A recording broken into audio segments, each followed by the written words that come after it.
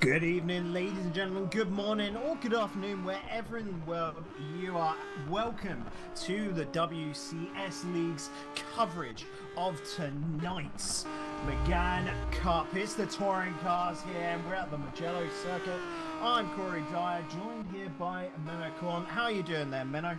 I'm doing fine. What about you then? You already did fine, I believe. Yeah. So yeah. We're in Mugello. What a circuit this is! An amazing circuit, actually. So, yeah. Not really one you'll see, I'm just going to say now, more like high up within the motorcar world, but GP Mugello is king for, isn't it? Yeah. The circuit is so technical and so fast, and I'm really happy this one is on the calendar. And yeah, it's a long circuit. We are nearly having laps of 2 minutes. So that means not a lot of laps today, but yeah, a lot of battling during a lap. And yeah, I'm really looking forward with the 23 drivers we now have in the quali, and we might see a few more. We now actually have, who is it? Niranjan Kumar going off the track. Yeah, going off the track, but he has the fastest time, so that's actually pretty damn good. If I can say that. Then we've got Adam Pinches, who we're actually following now in P2, with Wesley Stefano now in P3. Let's see, anything to add? Yes, Royce Sultan is not racing today, unfortunately. He had a busy few weeks and he couldn't make it today, which is of course a shame. But luckily the WCS League standings have a solution for that. The two worst results of this season will be not counting for the championship, so effectively he will now not race, and it will not hurt him in the standings because his two worst results will be non-starting result, and so it's unfortunate for him and actually for the whole league. He's not there because he is a driver that can pull off some amazing moves. He's not there. Yeah, shame, but we still have another 24 other drivers, and there will be still have a lot to look forward to. It's a lot better here for the drivers that maybe lost out last week, like I can see Craig Patterson there, who's currently just one step behind Roy in the Drivers' Championship so far. So Craig Patterson, no reason today was he can't just, jump up and make the most out of this. Of course, Erhan Yudvosky as well. The only driver within the practices to set a 1:48 here, and it's still the fastest lap on record. Niranjan Kumar is just set himself a 1:48 as well, so that's the second driver. And Erhan does get another 48, but it's a little bit too slow for his liking, I think. Definitely 4 minutes 20 remaining. He'll be looking to get another one up on that board and take pole, because really, we're expecting him to be the king of Mugello today, aren't we? Yeah, he looked so strong in the whole test session with 1:48. It was really amazing, and yeah, it would be surprising if he's not on pole, but yeah, he shows he's got the speed, and yeah, he will be the favorite for winning, I think, the big favorite. And let's see what the others can do about that. Can they mount a challenge? Are they able to stay with Erhan when you've got more fuel in the car? We shall see that. Well, that's the problem for Erhan, is that he can set down probably the fastest laps on this track. The problem is when it comes down to race consistency, he's a driver that's a bit too hungry for it. He pushes it a little bit too far. And we've been saying all along, him paired with Jason Muscat is a great pairing. Jason will try and hone his skills, essentially calm him on down and really release the ability that Erhan has. So, Menno, I just want to quickly talk through the Drivers' Championship so far after that first week where we were in Hockenheim. It was a fantastic race. In first, we've got Adam Pinches. Second, Wesley Stefano. Third, Roy Schroten. Fourth, Craig Patterson. Fifth, Erhan Yudvosky, who's definitely going to be trying to climb today. Kumar in sixth. Muscat seventh. Joshua Penny in eighth. Josh Downard in 9th, Roy Virgil in 10th, Peter Jones in 11th, Miguel Machinio in 12th, Matthew Clip in 13th, 15th goes to Michael Galka, and 5th to Dan Hart. That's the top 15 at the moment, and really the drivers to look out for today. Yeah, those are the drivers, of course, in the top 15. I think we can see some other names now getting good points. One of those names I will now get an onboard from. Let's see where he is. We've got him now. That's Chris Shepard. Chris Shepard is pretty good in those cars, and well, missed the first round, but really wanted to race this round. So he's actually doing this for Sly Fox Racing, because Niels Voss was ill earlier today, and yeah, he needed to have somebody yeah, to replace him, and yeah. Now, well, Chris already coming in 8th yeah. at the moment in qualifying, showing that he does definitely have the caliber.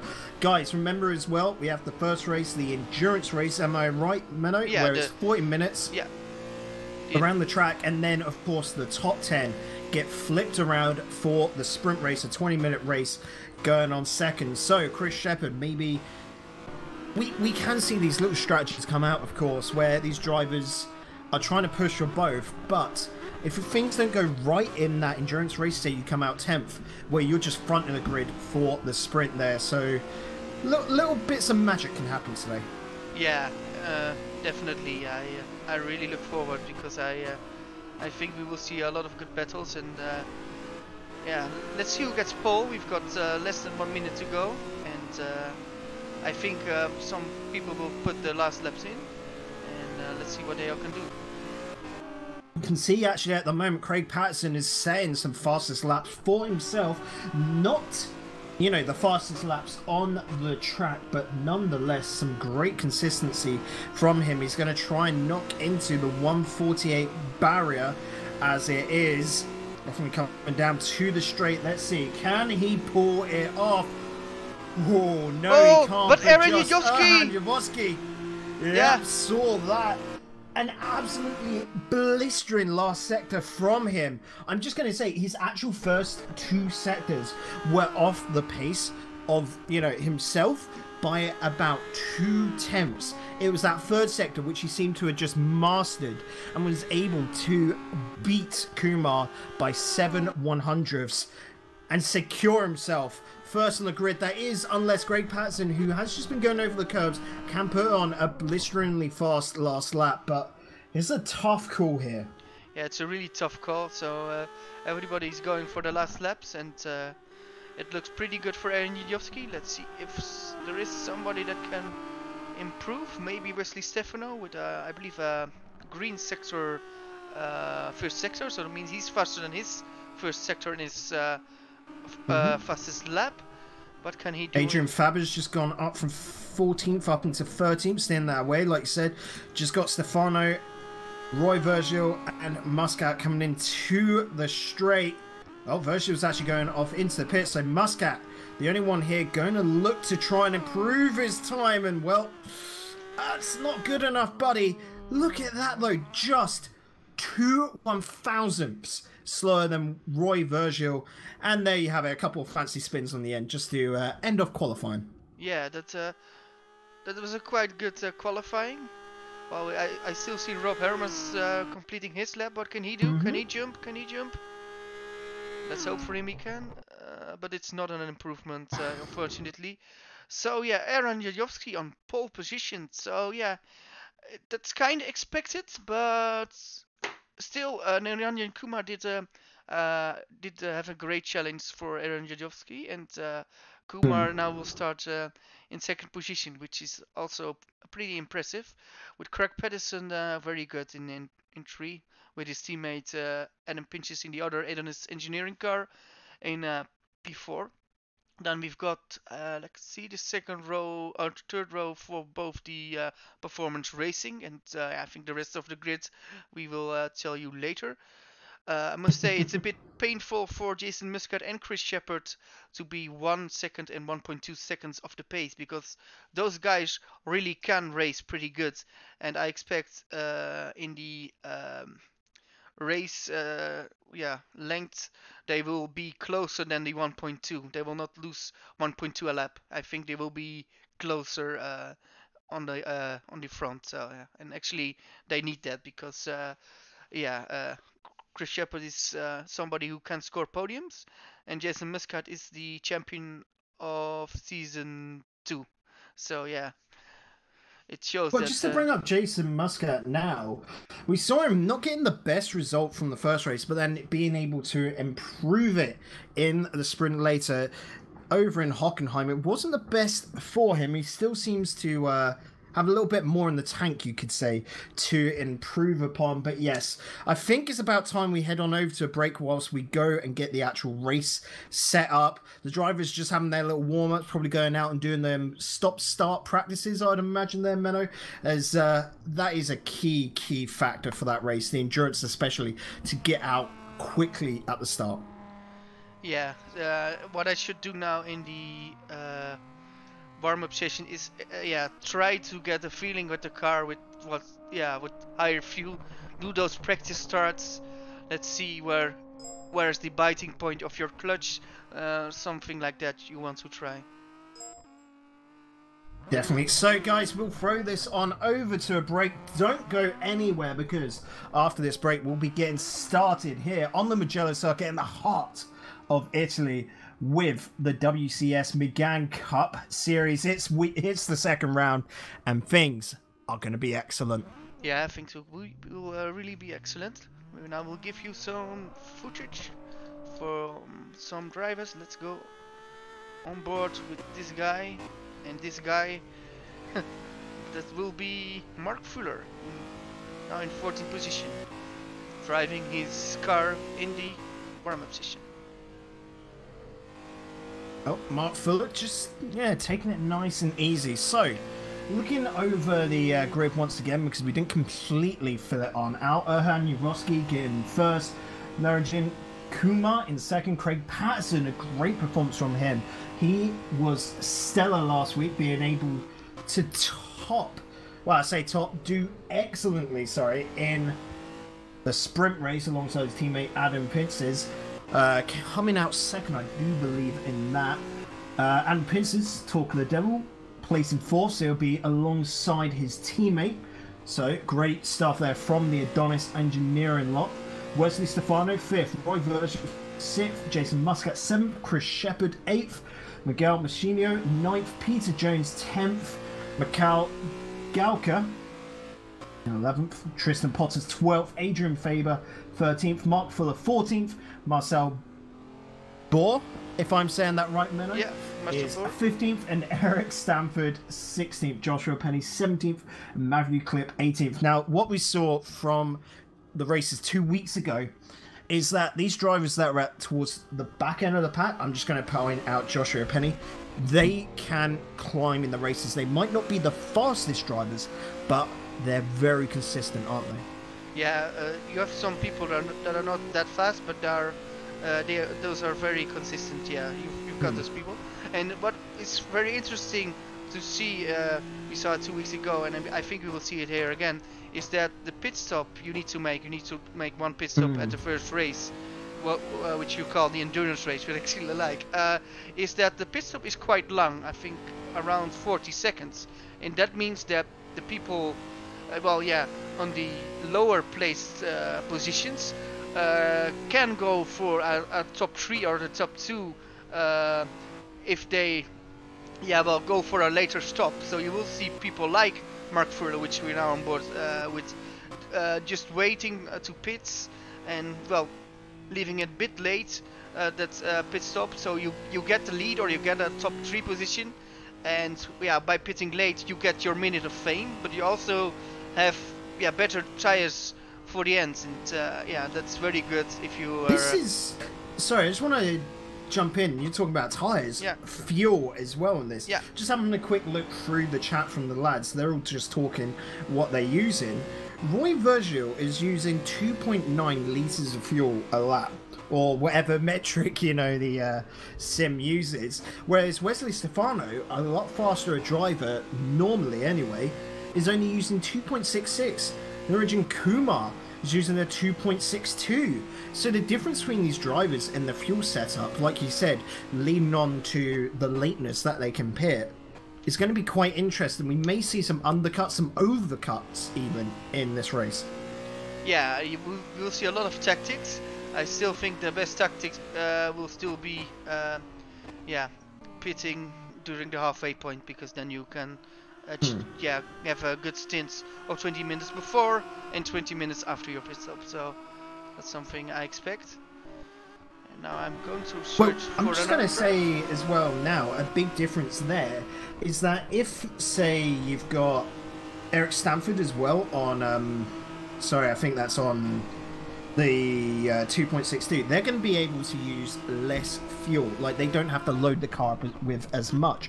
So that means their sort of, I want to say, launch at the very start of the race, they should be quicker on that first lap, which can make the biggest difference, can't it? Yeah, that's the thing. Tires will be cold, and it's all about the in lap, the last lap you do before you pit, and it's all about the out lap. And I sim race myself, and I still see you can win a lot, or you can lose a lot by doing a good pit stop. And it's actually much more difficult than it looks. You think, oh, you drive in, the crew helps you, and you drive away. But that's not it. It's also the feeling to nail the pit exit, nail the pit entry, and yeah, you need to take risk, because if you take risk and it goes well, then you can win a lot of time there. And I think the real good drivers getting that little extra out of a pit stop as well.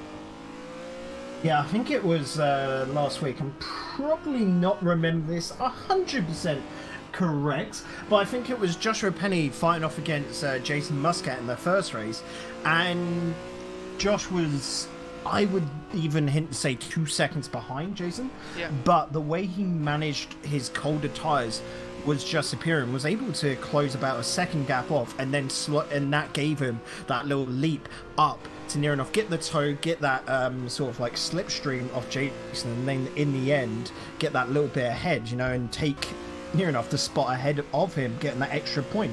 So like you said, these sort of in laps or even the out laps are massive, because the management of cold tires is a whole different skill around the track. It's like you've got to learn a separate sort of line essentially to take around the track than when you're on your warm tires. I agree on that, yeah. So yeah, it's quite difficult, those cars, and especially with out of the pits, you think it's just like you drive and you do good laps, but it's a bit. It's a fine art. Yeah, it's a fine art. You can go fast when you go out of pits, but going very fast, making that difference, making that 2, 3, 4, 5 tenths difference. You need to close on your the guy behind or in front of you after the stop. That's the difference you can make, and if you can make that difference, yeah, that's amazing. So sometimes an early stop will help you, sometimes a late stop will help you, and that's something that the guys know best, I think, if you test it properly. Well, and sometimes it's not even your choice of really if you're going to have an early stop, because if you're pushing super hard at the start, you might have to cut in a couple of laps short, you know, and if you've somehow been conservative and you're doing quite well, you could just delay it and try and get the overcut, because of course if you can try and delay those cold tires and you're still keeping up a good pace, that means you should be able to lose that time a little bit later on. Yeah, that's true.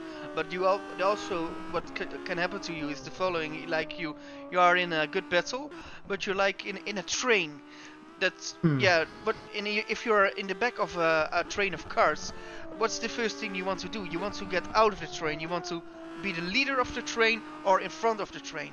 And you need to sometimes try to I was going to say actually, with in normal racing cars, because I'm not too personally, guys at home, I'm not too versed in the sim world and the little unique bits of it. But generally in motor cars, if trains are very good for fuel economy, because of course where you're getting that slipstream, all the air's getting diffused, you should be able to go a little bit lighter on the fuel and just basically coast on through.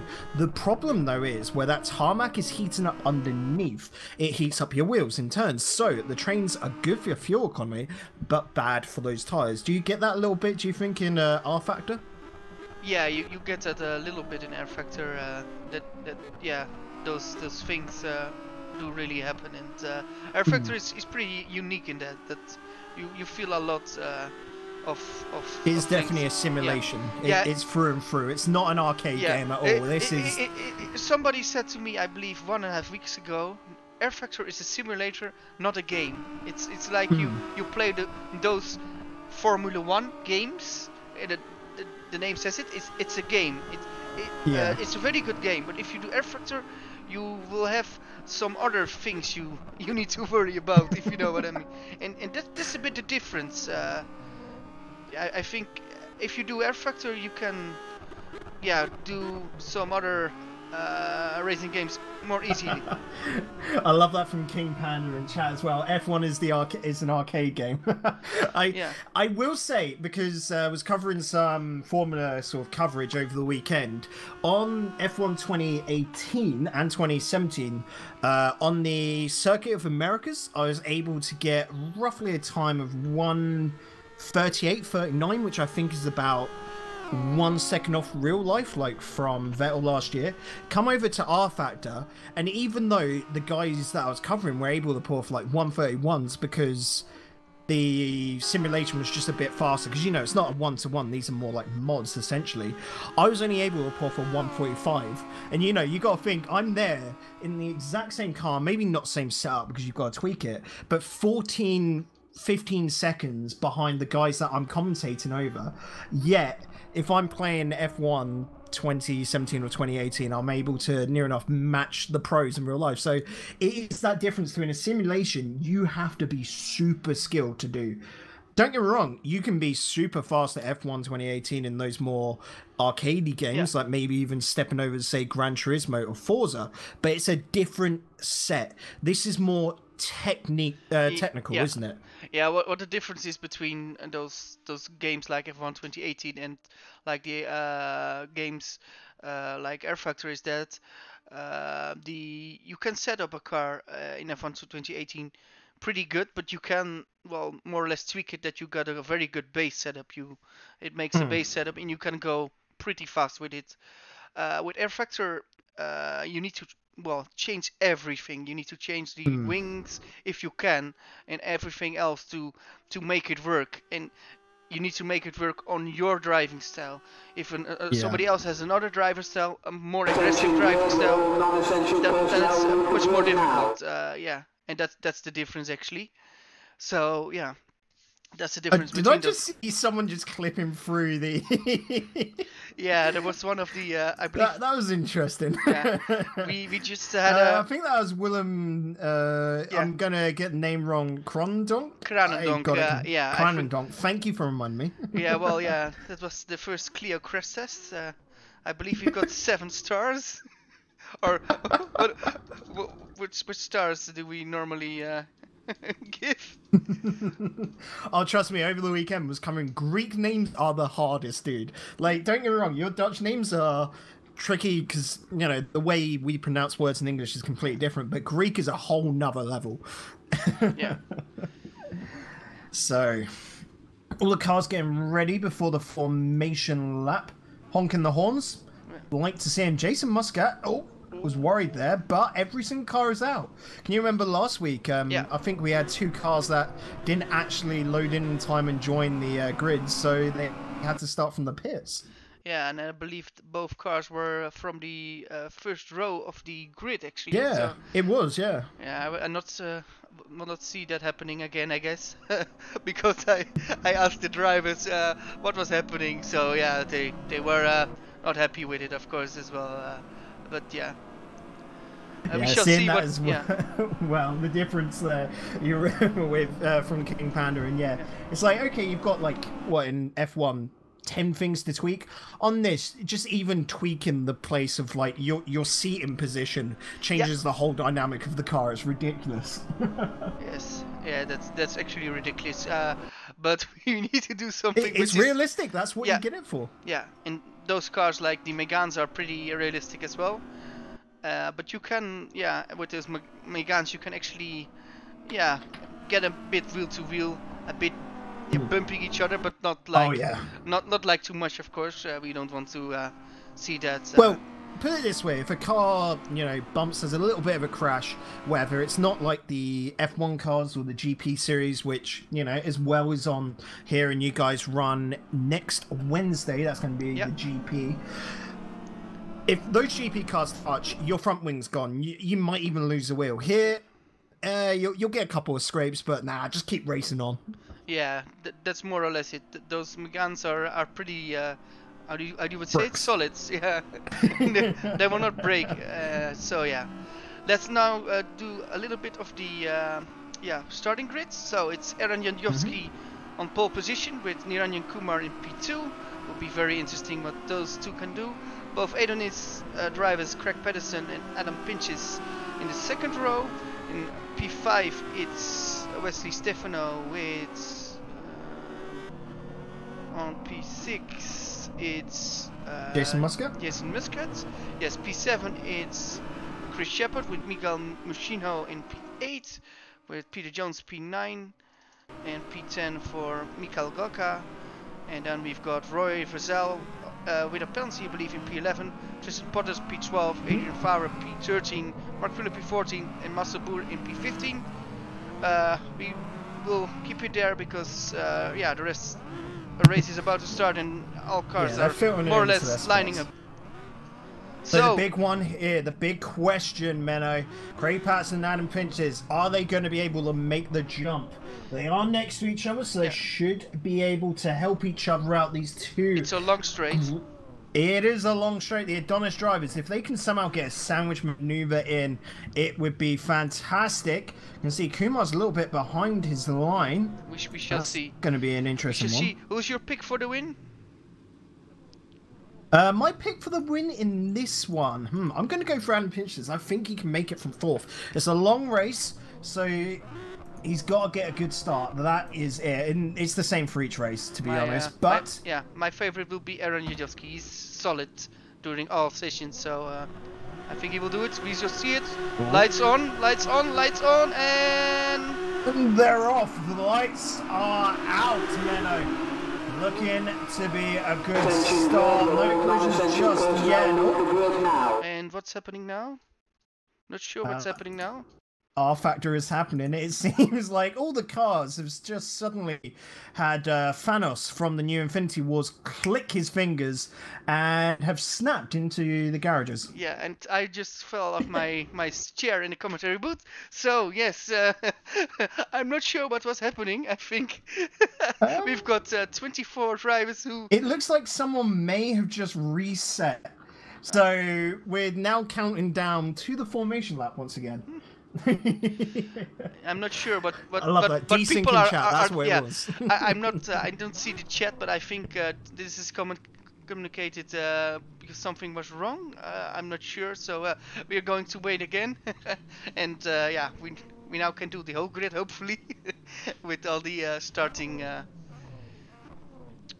every guys. Oh, it looks like there's a little bit of a collision right at the back and a restart was agreed. Interesting. Or it might have just happened in the formation lap. That could be why. We don't get to see everything, of course. We are not the race directors, are we, Menno? So nope. That's not for us to deal with. And unfortunately, we don't have the race director in here, buzzing stuff into our ears to tell us what actually happened there. We can actually provide video footage of incidents, but no, we cannot do more. We can do nothing more.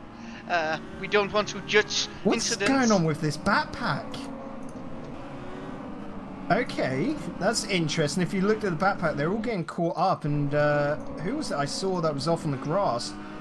Uh, I think it was Eric Stanford was actually just sitting on the grass. I can see Roy Virgil is still in the pit, so this is an interesting one. But Roy Virgil has the Versal has the admin right, so he's the one that is going to wait for if everything is okay and joins later, while he's actually in the pit. So that might suggest there is something more. He's looking at something. Yeah, I think Peter was. I think there is a problem.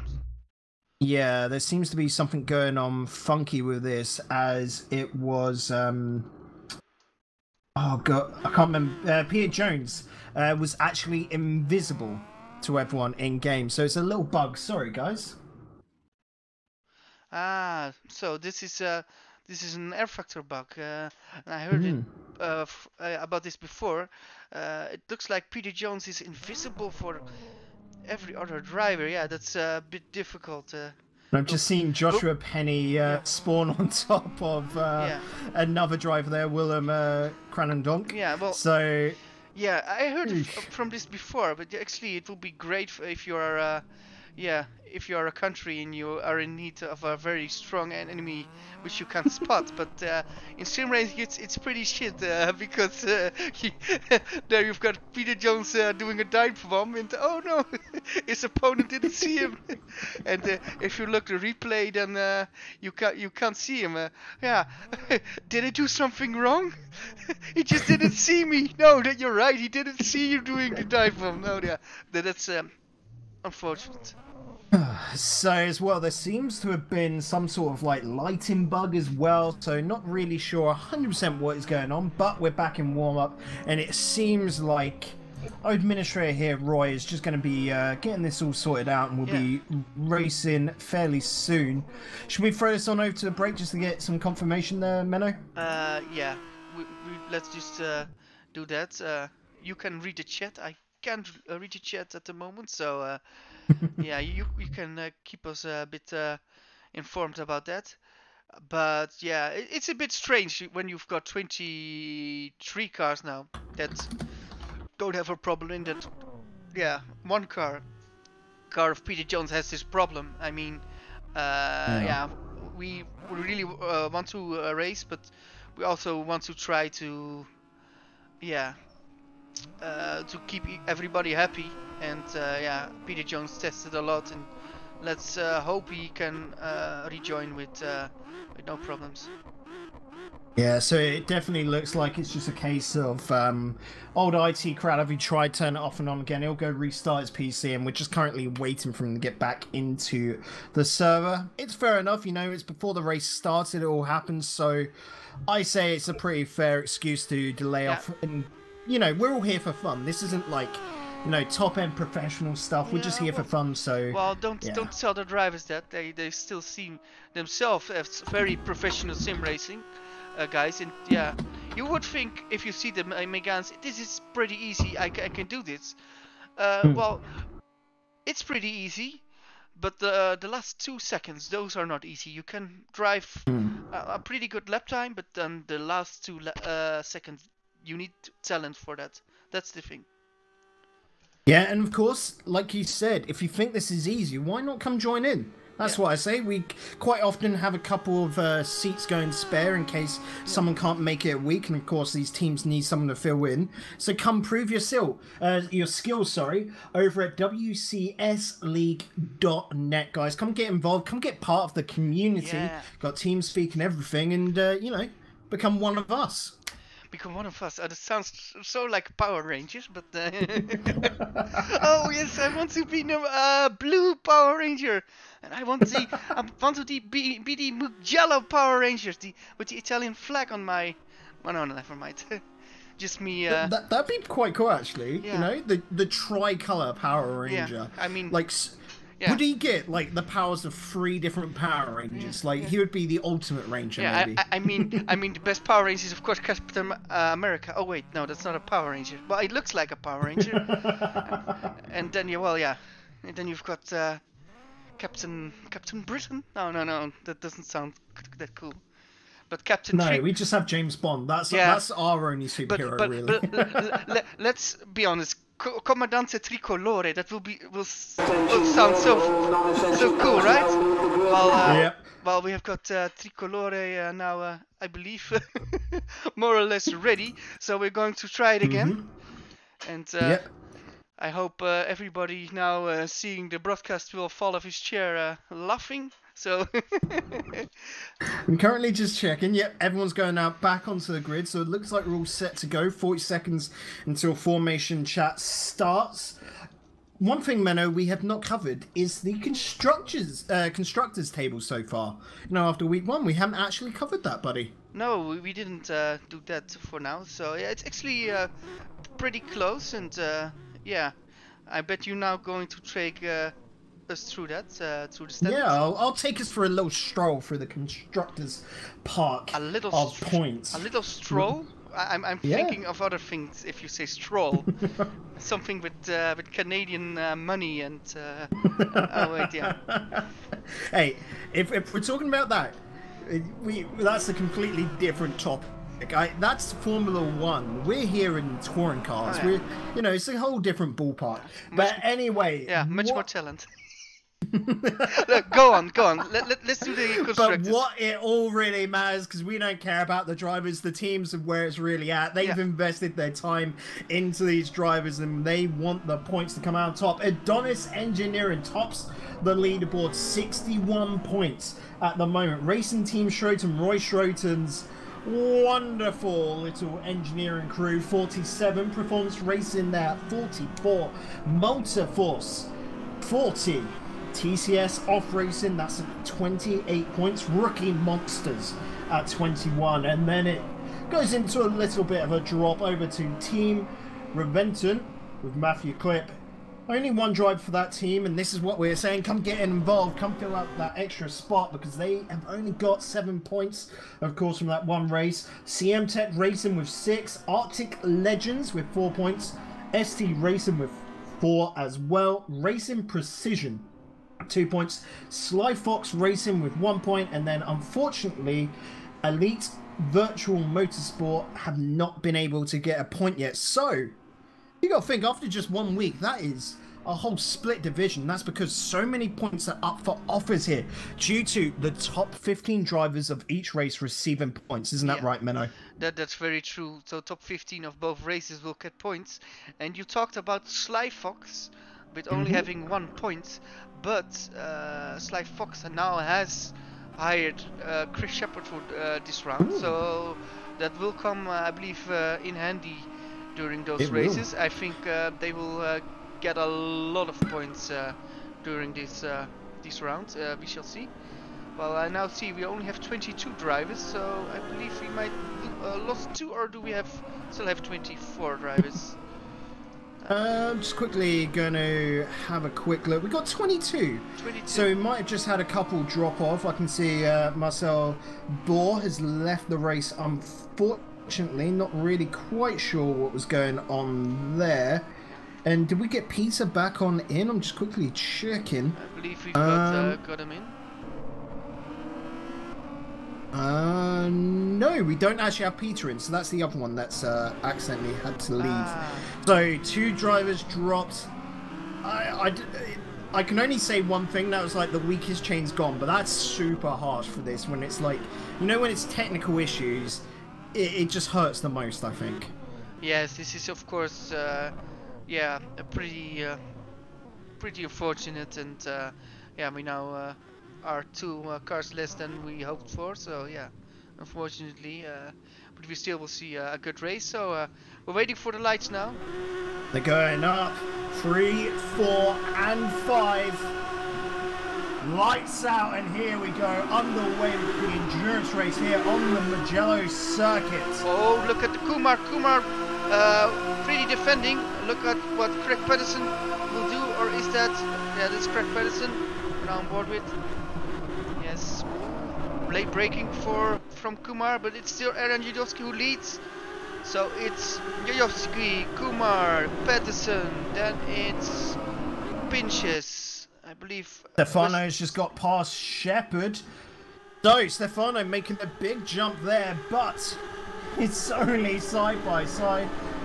He does have the inside, but Shepard super late break in there. He's going to try, and he does stick it on in. Keeping the place, not allowing Stefano any room to get ahead.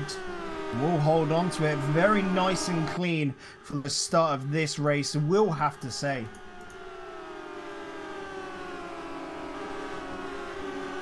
Let's see. Kind of. Go on. Let's see what we can see. Any other big changes? Let's go on board with, I believe, Michael Galka now in P8. He did a very good. Adrian Faber has just been hit on the side and swings out, recovers it very well into the center of the track. But look, this is the big cluster of cars. Nothing really separating them in a couple of little late breaks. It's going to really hurt, especially for Adrian. We've got a car off. We've got a car He's off. He's into the gravel, onto the second lot of gravel, and that is right to the back of the grid. You say Joshua Penny? Or Adrian Faber, sorry. It was Adrian Faber, yeah, the other TCS, I do believe. Am I right? We've been searching to find the right name. So, hey, what's happening here? Well, what's happening? Javoski has accidentally fallen on back. He's gone a little bit wide, and he's got Miguel Machino right beside him, going down the straight ahead of him. Galka and Jason Muscat fighting. Machino can't get it from Javoski, but Muscat, oh, he could not defend against Galka. He's going for a second attempt. He's on the inside, and Galka not going to cause a problem there. Javoski trying to catch on up. He is right onto that back bumper.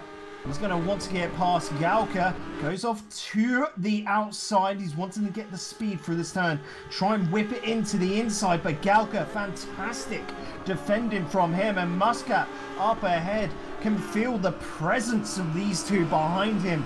He's just trying to get a bit of distance as they are fighting ahead. But we know the speed of Javoski. If he can get it past Galka, Muscat will be the next on his radar.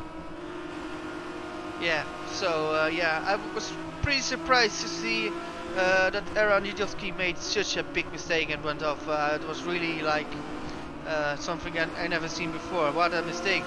But yeah, he's still in a good position to get back, and we know how fast he is. So let's see what he can do in the further part of this race. But yeah, he was leading comfortably in after nearly a lap, and now he threw it more or less away, so yeah. Yep, it's unfortunate. So as it stands right now, Kumar in first, holding that place due to Javoski dropping. Patterson and Pinces moved up to second. Look at P4, look at P4. The Shepard is on a move. He is really fast, and he is in the slipstream of Adam Pinches. That is Chris Shepard coming around the outside. Can he do it? Can he do it? Oh, look at the top speed. Look at the top speed. He's got more top speed. And goes for P3. Well done, well done. That's a big move. Very clean move. Very clean move. But look at Stefano right behind, trying to get a little bit of an upper hand on Pinches. He's made it past Muscat, of course, and now he wants the next one in order. Javoski did make it past Galka earlier, so like we say, keep an eye on Muscat. He will be the next one in line for a bit of Javoski action. They aren't the same team, so maybe you'll see them just trying to figure out a strategy together, try and slipstream their way and catch up with Stefano, who is absolutely blazing along and catching up with Adam Pinches. Fantastic work being put in from him. But as it stands, the front pack starting to get away from the mid. Yeah, and Wesley Stefano was really more or less drifting through some corners in sector 2, and yeah, he's a bit on the move as well. And it looked like Adam Pinches is not as fast as he thought he would be. He's losing a bit. Well, he still is close to the lead in numbers 2 and numbers 3, but yeah, he just got past. But I think it also says about the way Adam Pinches wants to drive. He said to me earlier that he wants to get 2 decent results. If he doesn't win, he wants to get 2 results on the board. Those are that are decent. So yeah, you cannot win a championship in the second round, but you can lose it here, and I think Adam knows that. So yeah, for now in P4, let's see what yeah, the rest of the race brings from him. But we're now still on board with Wesley Stefano. Oh! Craig Patterson lost it. Shepherd goes in. They're side by side.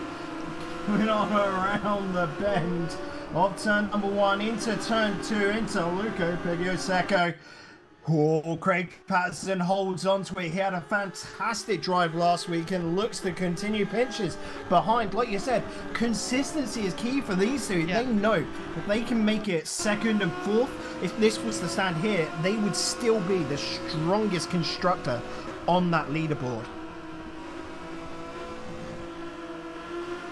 Yeah, and yeah, Adam Pinches is pretty happy that his teammate is battling with Chris Shepherd, because he now can do something to that, and again can gain some time on the numbers 2, numbers 3.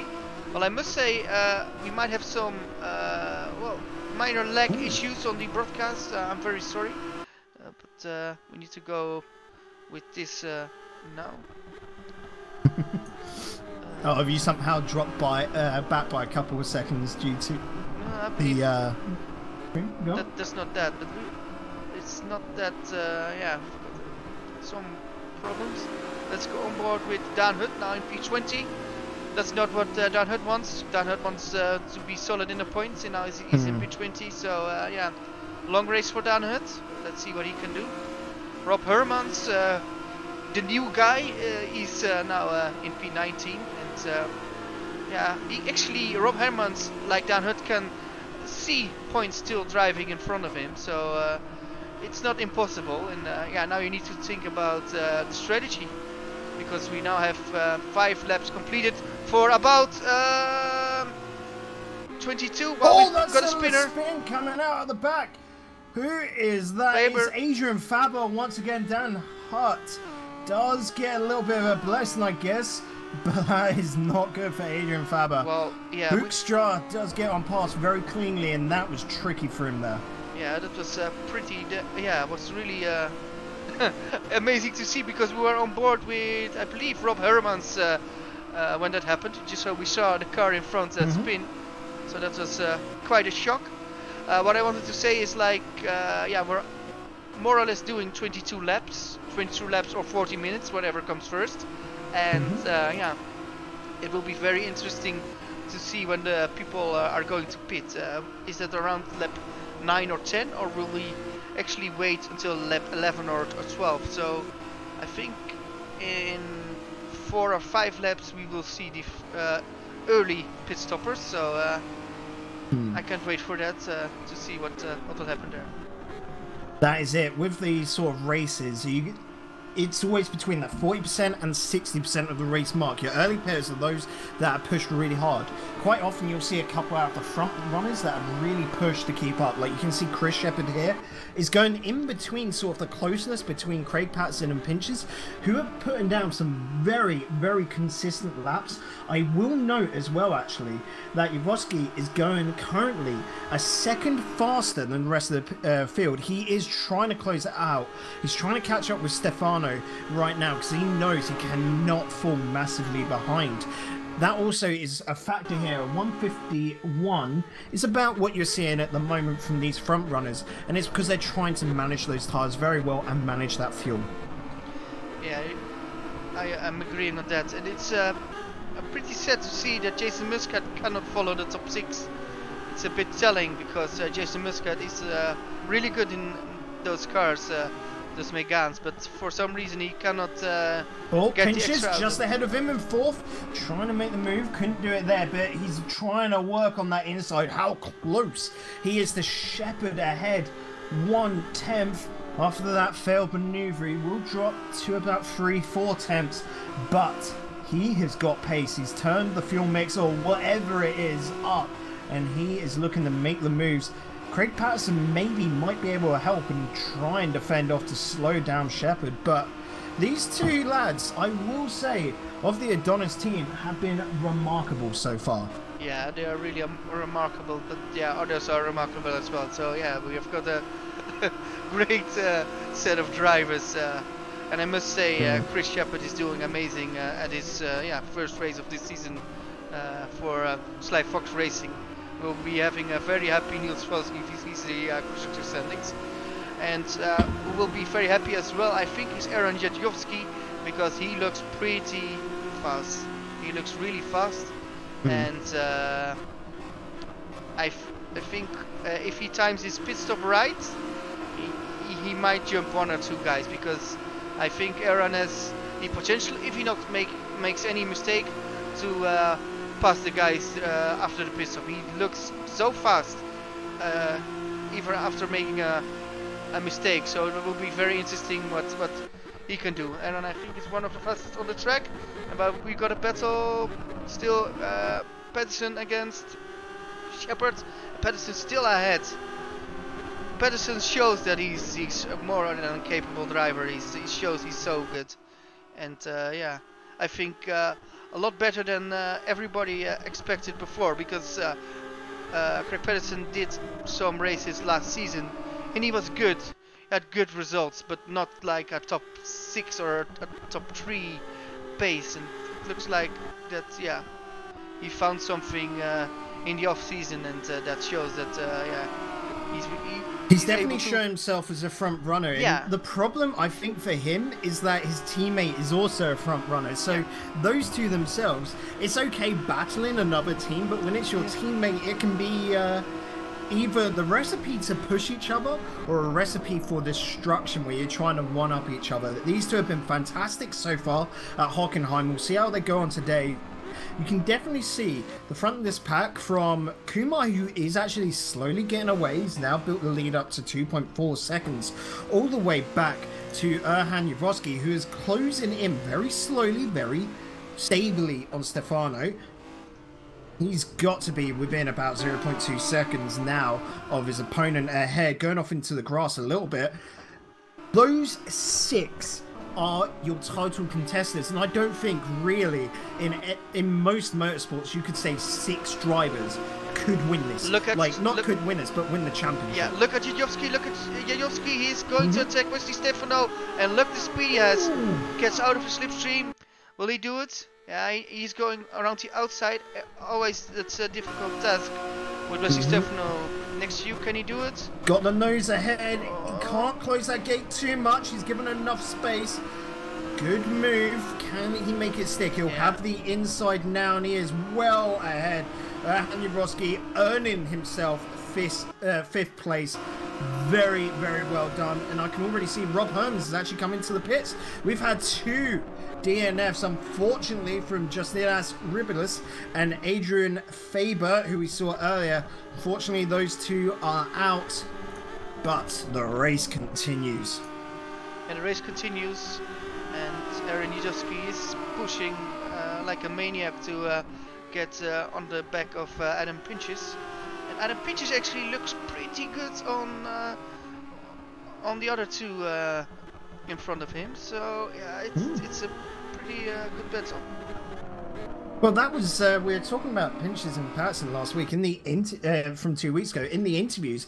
Patterson was there like, I don't know. What's happening there? Oh, mistake from the Edenis. Yes, and Shepard now is passed. Yes, this is the mistake Shepard waited for. Maybe forced Craig a bit into it, and yeah, now we shall see what will happen. Is Shepard really a bit faster than Pedersen, or is Pedersen is he able to follow still? Let's not forget as well, because of that, it slowed down that little train, and so Erhan Yavrovsky has caught up. He is right on the back end of Adam Pinches. We're coming down to the grid straight, and Erhan's already moved on out, feeling that he's got that little bit of extra speed. And now on board, and now you see the smartness of both the Adonis drivers. Craig Pedersen tried to give his teammate up slipstream and not Erhan. And he tried, but I believe, Erhan just made the position and, moved over position to P4. And now passed Adam Pinches. So, yeah. We were talking about tyres earlier. Oh, look at that, look at that, look at that. A little bit of connection. Erhan's trying to make moves. He's got the inside. He's got the pace. But no, pulls out, respecting his opponent. Look at that. Could have cut back. Oh, little wiggle. Seems to have kept it going, but these 3 cars, I don't think you could fit even a foot in between them going through those straights. Amazing. Hanny Broski, I was going to bring it up earlier. Those tyres have got to be feeling it. He is pushing this car so much, Menno. Do you think he's going to be one of our first pit stoppers? I think he can still stretch the pit stop until the halfway point. So I think he can even go with those other guys in pit stop. So I think it looks very good from Aaron. And something I was wondering about if I was our friend Wesley Stefano. I see a lot of cars in front of me, and I would pit now because maybe I can do the undercut on those 3-4 guys in front of me. So I wonder who will pit first, who will take the risk to maybe potentially do an undercut. I don't know. Stefano's been playing this very clean. He's a very fast driver. I would expect him here to try and go for the late pit. Look at this, Aaron, with the slipstream. He's waiting, he's waiting, he's waiting. There he is. He's pulled on out. Now Patterson's got to be trying to keep on up. Hold that inside. Can he do it? Jaworski does get ahead. Pitts is pulling off the slipstream as well, but not enough gained.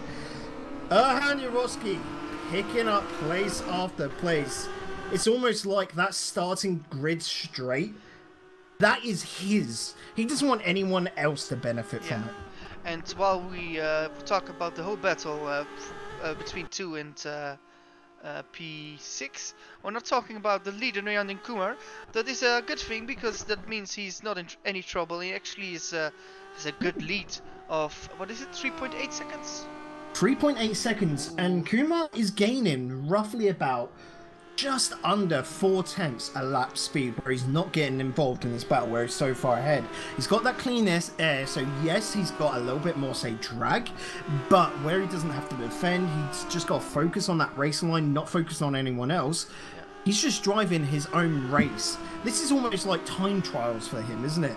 And he is benefiting from it wonderfully.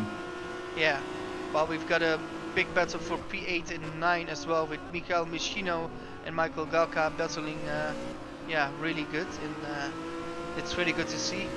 Mikael Galka got P10 in the last round, and now if he can get P9, I think he will be happy with it, and hopefully he can now he will be able to start race 2 in a good position now, because he missed the race start of race 2 last time out because he got some I believe unexpected visitors, and you don't leave visitors at the door. So very okay, good. so Kumar just came into the pit. Behind him, Jason Muscat. So there is your, I wouldn't even say early pit stoppers. 47% of the race complete, R Factor 2 tells me, and for me, this seems like a pretty standard pit stop. These cars, like these drivers, not realizing how much these cars can do. Maybe they're not pushing them enough. Joshua Penny's just come in as well. I would say if you're looking at this now, like if these guys have the stats, which I know they do in the game, they should be looking at this going, okay, right, for this second stint, I am going to just go all out and try and make up as much speed as I can, especially with the lower amount of fuel. They're going to be going so much faster. Yeah, that's true, and a little bit less fuel and better tires will be interesting what they can do, and we shall see if early stopping will help the drivers, or it's more about late stopping. You would say early stopping will give you more grip, but then again it will give you a problem. Oh! Who is that that's just gone off? Hoekstra. Rink Hoekstra. Yeah, just going straight into the wall. Like we were saying earlier, though, due to these touring cars being basically just bricks, they're able to withstand that wall hit, and he's just going to be able to go on maybe with a little bit of suspension damage, I would imagine, but he should be able to continue this race, and that's what it's more about. You're enjoying the racing of this. Yeah. Well, of course, Rink Hoekstra is our senior. I believe he's 50 years old, and sometimes he makes mistakes, but how would you say the guy is awesome? But we now have the leader in pits, the leader for one lap, that's Chris Shepard, and Aaron Yujovski leads the race again. Interesting. Yep, and as well, Patterson and Stefano follow Shepard into the pits. So there's your second lot. Hanyu Voski, like you said, and Adam Pinches, both drivers staying out. Are they going for that overcut? Oh, this is the all-important question. A lot of cars in the pits. Wow, a lot of cars in the pits. Ooh. And now I wonder, where is Nirjan Kumar now? Can he get all those drivers? You would say he would, because he had quite a head start. But let's see where he comes out. So Nirjan Kumar just coming along the pit straight. Let's see how he does. Yeah. That looks pretty clean, straight ahead of Shepard. That early stop, I think I must have underestimated it massively here, Menno. I will give you the old golden star today, as that undercut was massive. Yeah, and let's go on board with Jason Muscat, because Jason Muscat will be the real proof, because he did an early stop as well. Jason Muscat is now about 2 seconds behind, I believe, Wesley Stefano.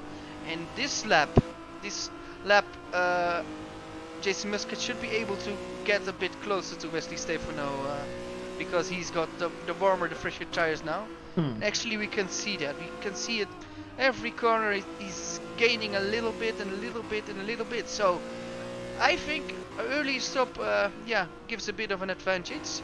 So that's something we know, and let's see if that would mean Aaron Jajowski will lose some time.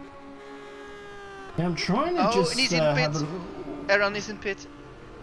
So this for me is the big one. Erhan, I reckon, was conserving a little bit during all of that, and this will be the proof, because he must have pushed that when his opponents, Adam Pinch, is staying on out, it would seem. So some very, very different pit strategies. Matthew Klipp and Roy Virgil coming into the pits. Willem Cranendonk coming in as well. Dan Hutt, will we see him pit as well? I think he will go on. I think he's going on. Tristan Potts behind, and then of Tristan course is going on. So Tristan will get the net lead. I think he will get the net lead. No, it's of course it's Adam Pinches, but that is actually pretty good. So. Oh, look at how clean this was from Kumar, and really getting that slipstream is only speeding him up, because that was super clean. He caught up around that last turn, you know, through turn 15. And Aaron gets out in P3 just after Chris Shepard, so that's a pretty good stop from Aaron Jadowski. Didn't lose too much there, so I guess he now can look in trying to gain time on Shepard and maybe pass him. Yep, definitely. So, Adam Pinches, this is the big question. Where does he end up? Currently looking like he's turning into turn 12. I reckon it's got to be this lap. Seeing that we're 60% of the way through this, that is 3/5 for anyone that likes fractions. Going into turn 15, Adam Pinches. Will he pit? This is the big question, because this sets the tone. 32.2 seconds ahead of Kumar. And Menno, you pointed out earlier, you reckon it's about 40 seconds a pit stop here. Yeah. Adam Pinches is deciding to continue. He's not done yet. He still wants to go. Yeah, and I'm not sure if that's the right thing to do, but yeah, he would know. We would never underestimate what the driver itself would say, of course. So he's staying out. Maybe he thinks he can go very fast later in the race. But we We'll say as well, look, if we go back to position 5 at the moment, Erhan Yavorsky, he has caught up on Chris Shepard. Chris Shepard maybe just a little bit held up by Tristan Potts, but it don't matter. Erhan Yavorsky has now brought it within half a second. This is definitely looking more like 4/10. He came out, it was about 1.5, 2 seconds behind. Tristan Potts moving out to the side. He's wanting the speed on the side, and Erhan's just going to slipstream in. Wow, Chris Shepard. Aaron got a lot of time. There, and actually very good from Tristan. Tristan is actually, because he didn't make the pit stop, he's allowed to battle those guys, but he says, well, no, you can pass, then I will lose less time. If he goes battling with those guys, I think Tristan will lose more time. So he's actually deciding not to do that. But Aaron is now really close to Chris Shepard. Oh, and what happens there? Looks like he let him through. What happened there, Corey? I don't know. It was really odd. Or was it a wiggle from Chris out of that corner? I think he might have, Chris might have just accidentally overcooked it, had to regain control of his car, lost the speed. Erhan was able to shoot on ahead, but now going through these turns, that advantage has sort of just been lost essentially. Yeah. And now, that is a big old about 8/10 to a second separating these two. Now, Shepard needs to close that. Yeah. And Adam Pinch is going into the pits. And I think he actually let him through there, but maybe there was a reason of it. Maybe Shepard blocked Aram, and and he let him through because he did something unfair. So I don't know. Well, we now have Adam Pinches in the pits, and let's see where can he come out. Adam's not even moving yet. Kumar has made so good of this early pit. There you go. Adam's still not moving. There goes Erhan Yaboski. Chris Shepard gets on past. Well, Adam Pinch is starting to move. Wesley Stefano. Craig Patterson goes past. Jason Muscat, like you said, should be able to get nice and cleanly done. There goes Pinches just coming on out. That, I'm just going to say, I earlier on was in favour of the overcut. Yeah. It seems I was in camp Pinches and it was the wrong camp to be in. Yeah, the undercut, the Menno cut was great for Kumar. Yeah, but I think there is more to it. I think it's not only the pitting later. I think there might be a mistake from Pinches somewhere because he lost much more than I expected. Oh, we've got an amazing battle between P12 and P13. Penny against Fuller. The young guy versus the slightly older guy, and different driving styles, but a lot of fun, of course. You can see that. Good battling, and for sure. Like you said earlier with Grandunk. Yeah. It don't matter about age here, just everyone is driving to have fun. This is almost like a Sunday league. Unfortunately, it just takes place on Monday, on a school night. Yeah. Joshua Penny is absolutely loving it. You can see out there. We're extending the weekend. Yeah. Normally Monday is the worst day of the week, but with the Mégane racing we are chasing that. Yeah, we improved it. it's not that bad. We now actually have got something to look forward to on the Mondays. So okay. Get back into this, and really the battle right now is for fourth. Wesley Stefano is getting hounded on behind by Craig Patterson. Can he make the move here? I think he's a little bit too far back and Wesley, on this. Yeah. Is that Muscat? He's going into the pits. No. What on earth is this all about? You see the drive-through. Let's go on board. Will there be a stop or a drive-through? It's a drive-through. So he's speeding in pits, I guess. Well, it's painful. Will he lose a position? Yeah, he will lose. I think that must have been down to, when he made his pit stop earlier. Maybe he just entered too quickly or left too quickly, speeding in the pits. Nearly crashes with Galka, but Galka just managed to get out of there, without any problems. So, interesting. A mistake from Muscat. This is not the Muscat we see often, and this is not the Muscat we see on Muscat the battleship, the Muscat the guy that can drive very strong races. And I warn you guys, he will have races that he's nearly unbeatable. Only it's not today, I fear. So well, we'll see Muscat later, because remember this is a 2-race evening. Yeah. Muscat, if he finishes here, let's just say he finishes in 8th on this endurance race. When it comes around to the sprint, which is an 11-lap race, it'll be 20 minutes, whichever one comes first, guys. Muscat would be starting from 3rd. He'll be on the 2nd row. He normally can keep up with that. If we just look from last week, Muscat got 11 points, which I think means he finished in 5th. Am I right? Trying to do maths in my head right now. I believe so. So Muscat can do it. It just comes down to he's not the fastest driver. He is pretty consistent though, and that's why he'll always be within the top 10 here. Yeah, I'm agreeing on that. He will always be in the Oh, top 10. Craig Patterson making a move. Position 4 being contested. Stefano keeps the inside line. Patterson can't stick it, but he's got the inside line for turn number 2, and it's an important one. Gets ahead, goes into turn 3, making it look easy. Craig Patterson running wide, doing fantastic work today. Yes, he's one of the guys that you start watching the stream. He's doing an amazing job in doing the right moves. And another guy that is doing the right moves is Aaron Jadowski, and look at his speed. He's now in P2 and he's catching Niranjan Kumar. Can he still win it after that mistake? Is he that much faster? Jadowski is going a whole second a lap faster than Kumar. He is closing this out. Just as well, if we look at Pinches, he is going a second faster. It is only Jadowski and Pinches that are currently doing 1 minute 49 laps. The rest of them are doing 150s. And some, like Craig Patterson, because he was having that fight with Stefano, both of those two were doing 151s.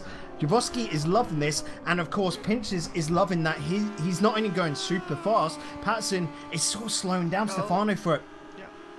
Stefano made a mistake, so he's now a bit behind Craig Patterson. So let's. We'll have to let him through though. Yeah, let's go to through the grid. I believe we've got 19 drivers still driving in 19th position. We've got Ring Hoekstra, and well, yeah. Can you talk us through all the other? Hold on, get your eyes onto Erhan Jadowski. He's going on the outside. He's got into provisional first. He's got that nose ahead, but of course Kumar has the inside. Jadowski though does make it stick because he's got the inside here. He has to brake super hard, keeps it on. Can he make this stick? He's got to go across the whole of the curve, and he has made the move. Kumar having to succumb to the attack, but I don't think this battle is over anytime soon. You can see Kumar already getting onto the attack. He's just waiting for his moment to quickly pull on through, and this long straight. Oh, he's going off. He's going off. Oh no! Makes it stick. It's not hurting too much, but of course that's going to be a whole second behind now. Yeah, I can understand why that happened, because you want to say that close, because you know with such a long straight on the start-finish straight, you know that the Méganes can just slipstream each other, and you might pass the other driver in the slipstream. So he tried that, but yeah, I think was a bit too close, got a little bit of dirty air and went off. Well, I see a mistake from Jadowski. Jadowski goes off again. Oh, Why? No. Oh, Jadowski does get it back onto the track, but in third, Chris Shepherd's gonna be going on past, just near enough tilting his hat and saying thank you very much, Erhan. I will take second. It's an extra few points for him, and Kumar, of course, doing likewise. Jadowski working so hard. He put in all the preparation, but when it came time to cook in the dish, he overcooked it and came out burnt and in third. Wow. Unfortunate there for Erhan. Wow. And the one that doesn't make the mistake is Chris Shepherd. Chris Shepherd is thinking, oh, Kumar making a mistake. Oh, nice. And Jadowski's making a mistake. Okay, that's silly, but yeah, that mistake from Jadowski. Wow, when he got on the lead, yeah, he made the mistake again. Like the lead is poisonous for Aaron Jadowski, but yeah, of course it's not. But yeah, it's amazing to see that happening, because the guy is so much faster. So I'm not sure what's happening here. If that's again a driver error. Just, like you said, Chris Shepherd, part of Sly Fox. It's a perfect name for them. They're just slyly sitting on around, waiting for the mistakes to happen, and they will capitalize on all of them. I will point out that last lap, Chris Shepherd was able to go 2 seconds faster than Kumar. He is slowly closing out that gap. Yeah, because of that mistake of Kumar, of course. But still, yeah, it's you see that he's pretty close. So hopefully we now have got time to do the whole. Yeah, everybody is who's still racing. So can you start with Ring Hoekstra and then work your way up? Oh, So we're going all the way from 19th with Hoekstra sitting there. And I do the footage. Yeah. In 18th. Tristan Potters sitting in 17th at the moment. Ahead, Eric Stanford, unfortunately, we've just caught him building some sandcastles, it seems, in the gravel. Mark Fuller ahead of him is in 15th. Willem Kronendonk in 14th. Rob Hermans in 13th is able to really secure his race because he was down at the back at the start. He's doing well. Joshua Penny in 12th. Miguel Machinio in 11th. Matthew Clip just putting on a solid performance and coming in 10th at the moment, a little bit behind Mikael Galka, who's in 9th. Jason Muscat just a tad bit ahead. These three are in a train. Jason Muscat in 8th. Roy Virgil in 7th, only a tad bit ahead of Muscat, of course, so we do have a four-way battle going on there. I say battle, this is more like a gentleman's agreement of a duel. 6th, we have got Wesley Stefano. 5th, we have Adam Pinches coming in close behind his teammate in 4th, Craig Patterson. 3rd, we have Erhan Yaroski, who is closing that gap on Chris Shepherd, making good of his mistake earlier. And, of course, in 1st, Nurajan Kumar. Thankfully, after that mistake from Erhan, is going to be in 1st now. Provisional grid so far, provisional finishing lineup, but we know a couple of laps remaining. This could all change. Yeah, it could all change, and of course the 10th position is of course important because that will be the reverse grid number of race 2, and the 15th position is important because the top 15 gives points. So we shall see. Quickly. I'm going to say now, if you cut to Roy Virgil, you've got Jason Muscat pretty close. Like you said, these points massive, because even though you might get 1 or 2 more points from, say, getting 6th over 7th, you will be that little bit further back on the grid for the sprint race. And Jason Muscat seemingly deciding that the points now are better, because he is racking up some serious speed coming on into turn 12. Near enough trying to line himself up for the overtake on the start grid straight. And well, he's positioned very nicely. He's within roughly about 4/10, half a second, and that should be enough at least to close the gap and get side by side for turn number 1. This is going to be an interesting one. It's going to be a really interesting one, and yeah, it looks like Kumar is going to win it. Of course, we don't want to give Niranjan Kumar Komachary's curse, Dick Komachary's curse, but it looks pretty good for him. He made one mistake when Aaron got past, but Aaron made looking at Jason Muscat quickly go back. He's on the outside, and Virgil has done some fantastic defense work. A goalie, more like. I thought this was racing, but no, it seems like football with him. Side by side, Muscat unfortunately having to tap the back of Virgil's car as he is defending super hard, and you can see that by him going wide, just touching the grass, doesn't get a wheel onto the gravel, and he's going to be thankful there. Does put in a lot of braking as they come on down into turn number 7, looking turn number 5. Now we're going into turn 6, then 7. Oh, Chase is on. And a mistake again from Chris Shepherd. Chris Shepherd now in P3, but Aaron Jajowski in P2. So Aaron Jajowski, now, in P2. But he's too late. He's too late. He can't win it because, Niranjan Kumar needs to do, I believe, 1 more lap. I'm not sure how many minutes we still have remaining, but I think we'll do 1 more lap after this. We shall see.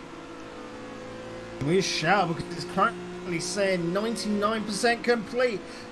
Niranjan Kumar looking to finish it off across the line. Don't know if that has called it. No, he didn't call it. He needs to do 1 more lap. So this is the final lap for Kumar. That is it. He was you got to think there in that moment, he was literally a few seconds too fast.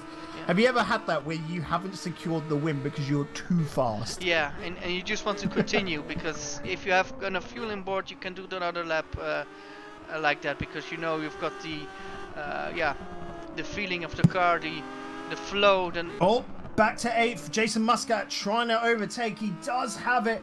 Can he get in front? He has.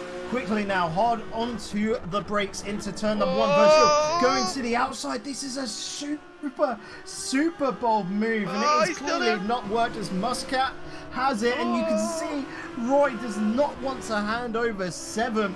These two still fighting down the field. Chris Shepard. Oh, gone. Mistake from Brazil Brazil. has fallen back. Yeah, a little bit, but yeah, still in the I believe 7th, 8th position now. So Mikael Galka pretty close, but he can't get a position out of it. So a few corners to go for Niranjan Kumar, the lightning quick Indian, the guy that can drive so fast, and sometimes he really amazes me, and today he amazes me again, because he was the only one. He's given us a good reason to be amazed coming in first here, and he has done it pretty handily, I'd say. Behind him though, you can see Chris Shepard's trying to catch up, but Jaworski seemingly having second. Niranjan Kumar will be coming across the line, and that is first confirmed. Jaworski second, Chris Shepard so close. And now we could finish there. Not even 2 tenths behind. Chris Patterson coming in 4th. His teammate Adam Pinches, like you said, working on consistency, 4th and 5th. It's like the Red Bull effect going on for them. Wesley Stefano going for 6th. Jason Muscat will be coming up to the straight. Galka a little bit too far behind, so Muscat will take 7th. Galka actually climbing ahead of Roy Virgil, who clearly must have pulled off a little mistake when we weren't watching, will take 9th. Matthew Clip in 10th. Miguel Machinio comes in 11th. Rob Hermans gets another position. He was in P30. He's done well, P12. So Rob Hermans will come across the line in 12th. Willem Kronendonk will take 13th. Mark Fuller just coming onto the straight himself, and that's going to be 14th for him. And Joshua Penny will take the last point up for grabs with position 15. I'm just quickly having a look through who got the fastest time, because of course that's a point up for grabs as well, and seemingly it's going to be our race winner. Oh sorry, no, not the race winner, the race runner-up technically, in 2nd place, Erhan Jaworski.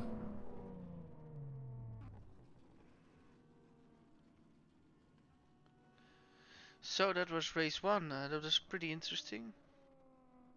Yeah, bloody hell, it was interesting. We had so much back and forth. And I will say the biggest thing here is that grid straight. You saw not only Erhan use that to its fullest potential, but Chris Shepard as well. Craig Patterson made a couple of good runs. Stefano did. Muscat got past a few drivers, but Machinio as well, when he made those errors, fell back, had to climb himself up the field, and so did Rob Hermans.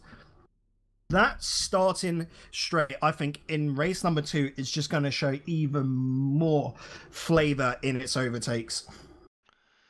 Yeah, it was a very good race, and those mistakes from Erhan, I'm really amazed by it.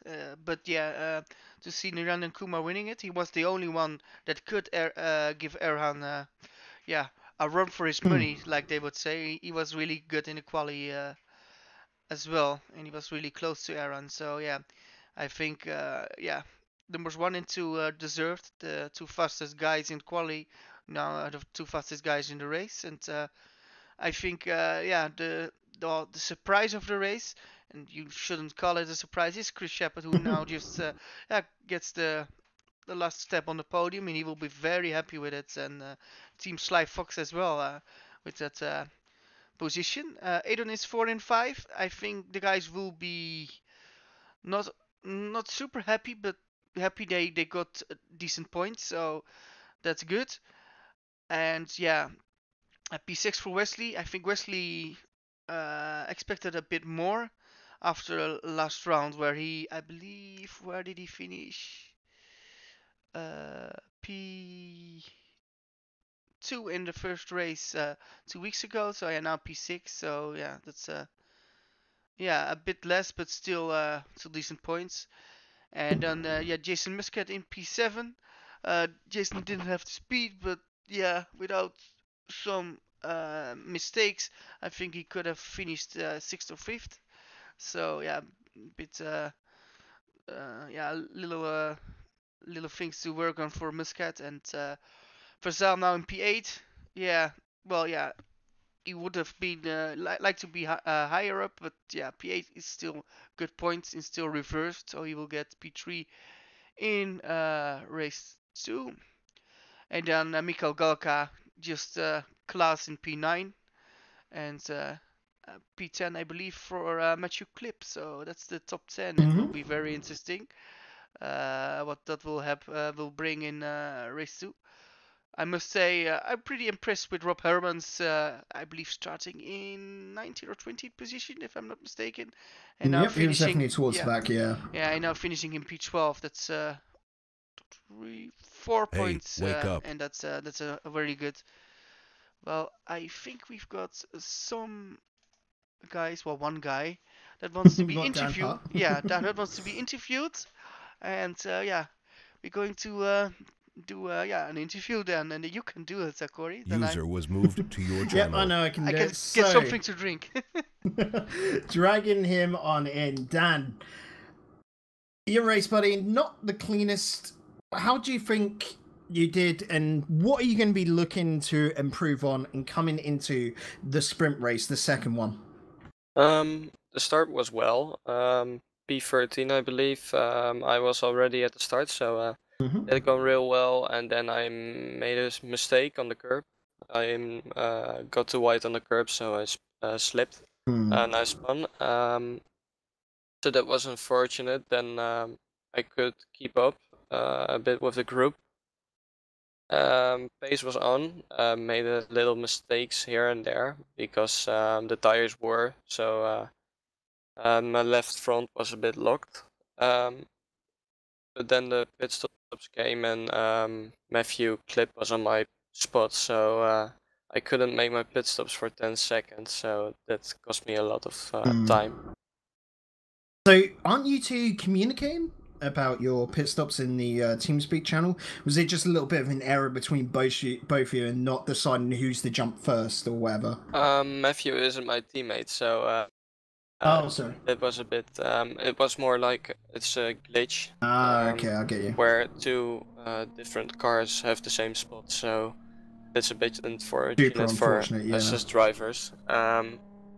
But then I got damage a time. So I needed to pit again because my steering wheel was not okay, and then yeah, at the end P18, and I hope points for the next race.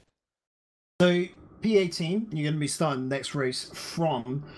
What is your plan going to be? Just basically maybe get the great start and just try and jump up to, let's say, 15, 14, and then just go from there? Are you going to try and play it conservative and be careful, allow your opponents to sort of make those mistakes?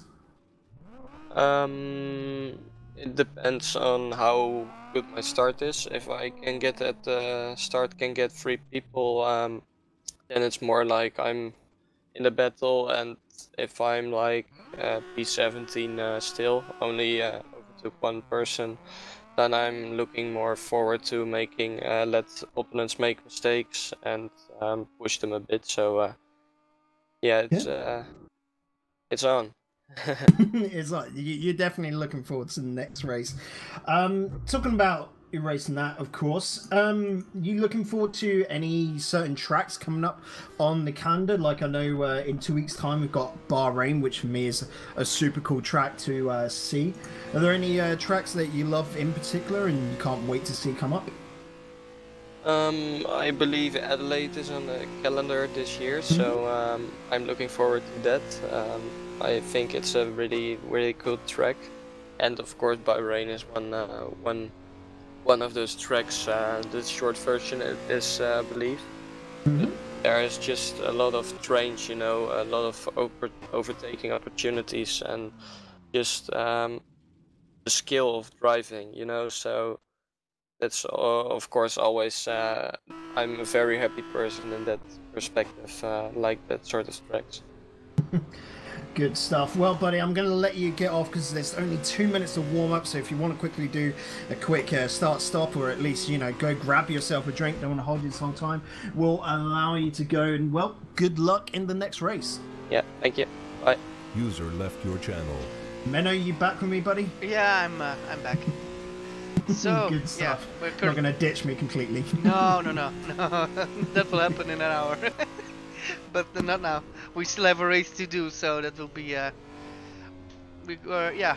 quite wondering what will happen now, because 2 weeks ago we had Adonis Engineering really changing everything.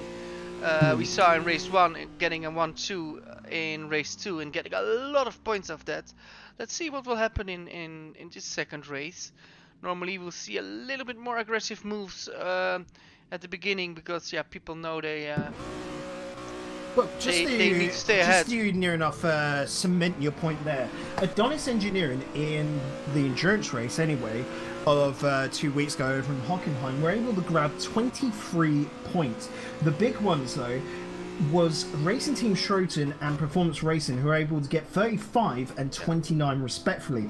It was the sprint race which they really came out on top of Adonis with 38 points, the most of course so far in a single race.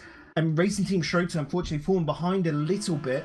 We've only been able to grab 12 points, Performance Racing getting 15. The big ones were here, like Malta Force from Erhan Yavoski and Muscat being able to climb up, and I think they got, I think it was 4th and 7th in the second race to be able to grab those 24 points. So this second race, even though the first race may go one team's favour, the second race is still all up for grabs, isn't it?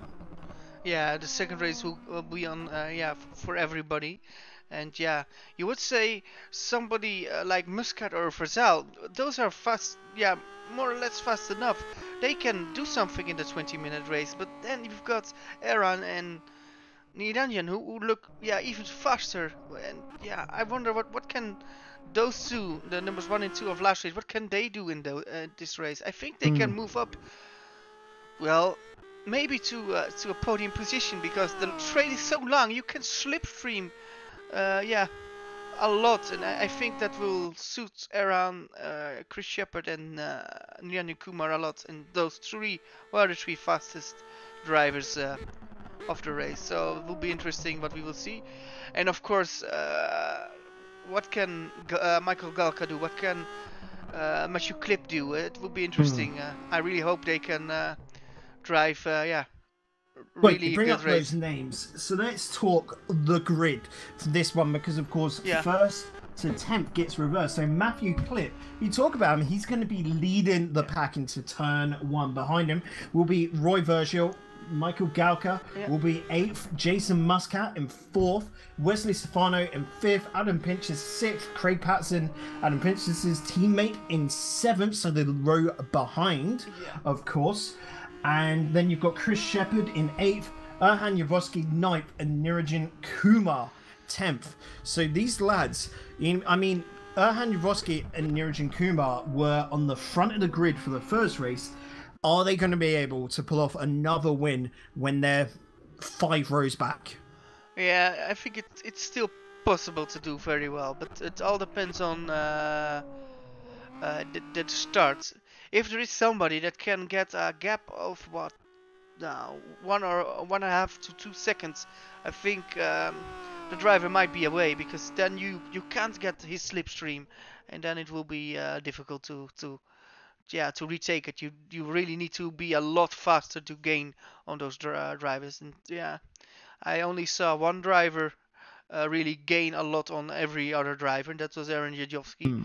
So he might be the only one that has something extra now. But for the rest, the problem, I'm just going to say, Aaron Jadjovski was first on the grid, and he only made those sort of, I would say, jumps, those climbs through the grid, purely because he had to. It was his mistakes. He's still got this problem where he does go a little bit wide, overcooks it into turns. But the difference is that he's got the skill, the caliber, to make up for it. The problem is that he didn't get him first in the race. He's got to be a little bit more conservative, I think. Yeah, a little bit more conservative. If you look at the amount of points he already threw away, but still, it's early in the championship, and that P2 was not bad. It's still good for Erhan, so he's in it, and actually have had a bit of a revenge after actually having a bit of problems in Hockenheim. So he's got a good podium now, and let's see what he can bring now. Are we waiting for Muska to join? Yep. I think that's the only one as well. Yep, just Muscat, who's hopped on to the track. 3 seconds to go. The cars all honking their horns for 11 laps. If you count the formation lap, it will be 12 around here once again. The final ones here of Mugello before, of course, 2 weeks time, where we go hop on over to the Bahrain circuit, which I am looking forward to. That track, just with the sand traps, of course, and the winding turns, always an exciting one. Yeah, well, of course, I believe we're driving the national layout, so it's not a GP layout, but a national layout. But you keep throwing these curveballs at me, buddy. Yeah, I don't know the national layout. The national layout is a bit more easier, but that gives for a lot of good battling as well. So I'm really looking forward. Bahrain is actually for me quite a good track. I always enjoyed racing there, so I would enjoy commentating there. So let's do the grid once more. So that's Matthew Klipp in P1 with Roy Vazel in P2 with Mikael Galka in P3 with Jason Muscat in P4, Wesley Saven on P5, Adam Pinches in P6 with Craig Patterson in P7, and in P8 we've got Chris Shepard with P9 Alan Jajowski, P10 for Nianjan Kumar, our winner for race 1. 11th is Mikael Muschino, just missed out on the reverse grid. In P12 we got Rob Hermans, and in P13 we've got Willem Kranendonk on his debut, should say that. Mark Fuller in P14 with P15 for our big friends, and now I lost it, Joshua Penny. And P16, that's for, I believe, Eric Stanford. 17 we've got Tristan Potters. 18th we've got Dan Hutt, who we just had a little interview with. Rink Hoekstra in 19th. Peter Jones for 20th. Unfortunately not being able to race in race number 1 due to issues, is back in for the second one. He knows how much these points mean and the chance for him. And Theodoros Eziroglu. I have completely butchered that. Please, can you correct me, Menno?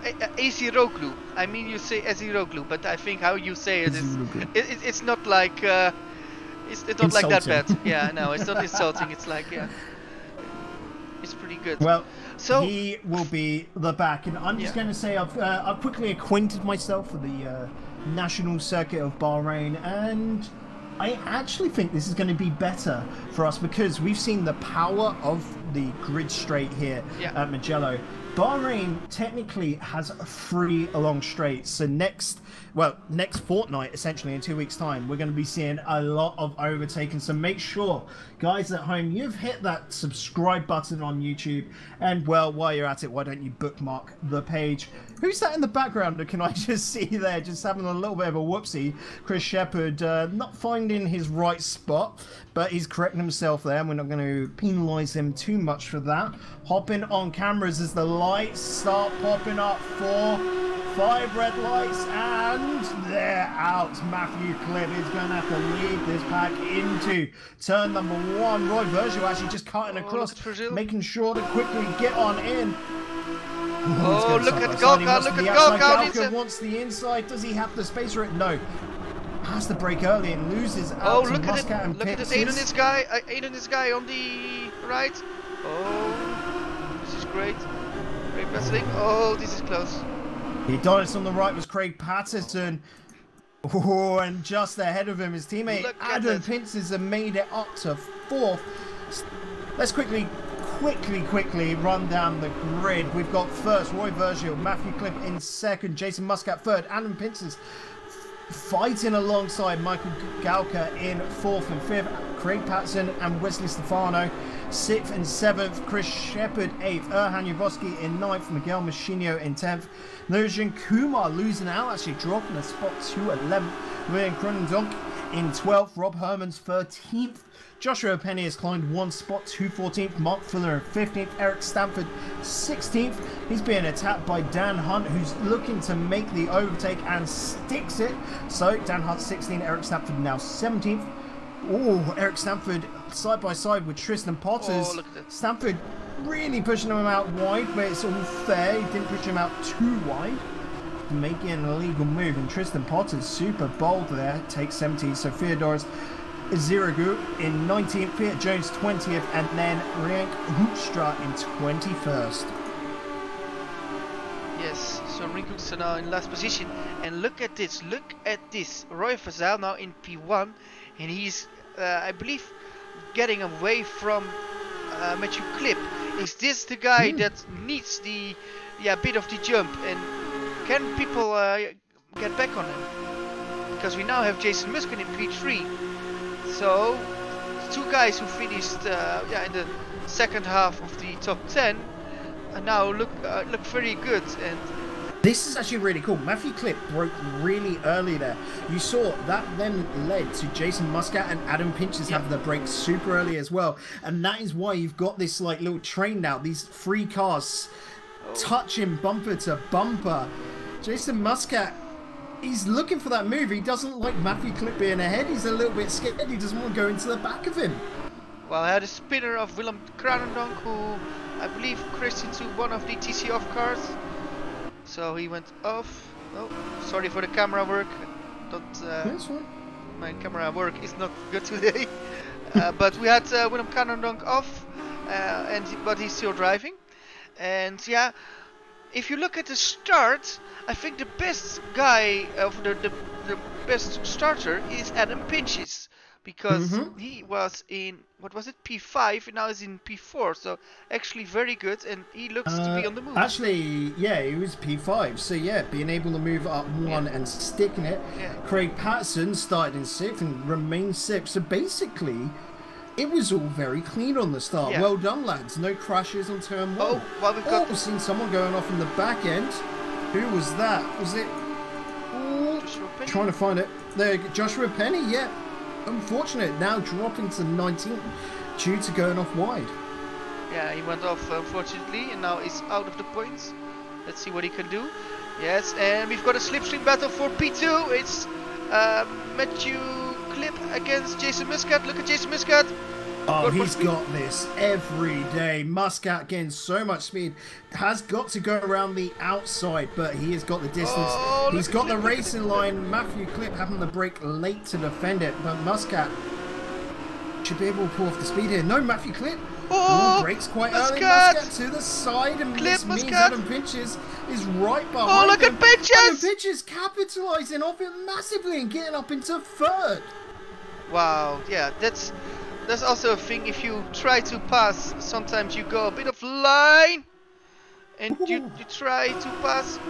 Ooh, Pinches is really on it. He's really aggressive, and hopefully not too aggressive. But he knows, he smells blood. He sees that something is possible again. That's it.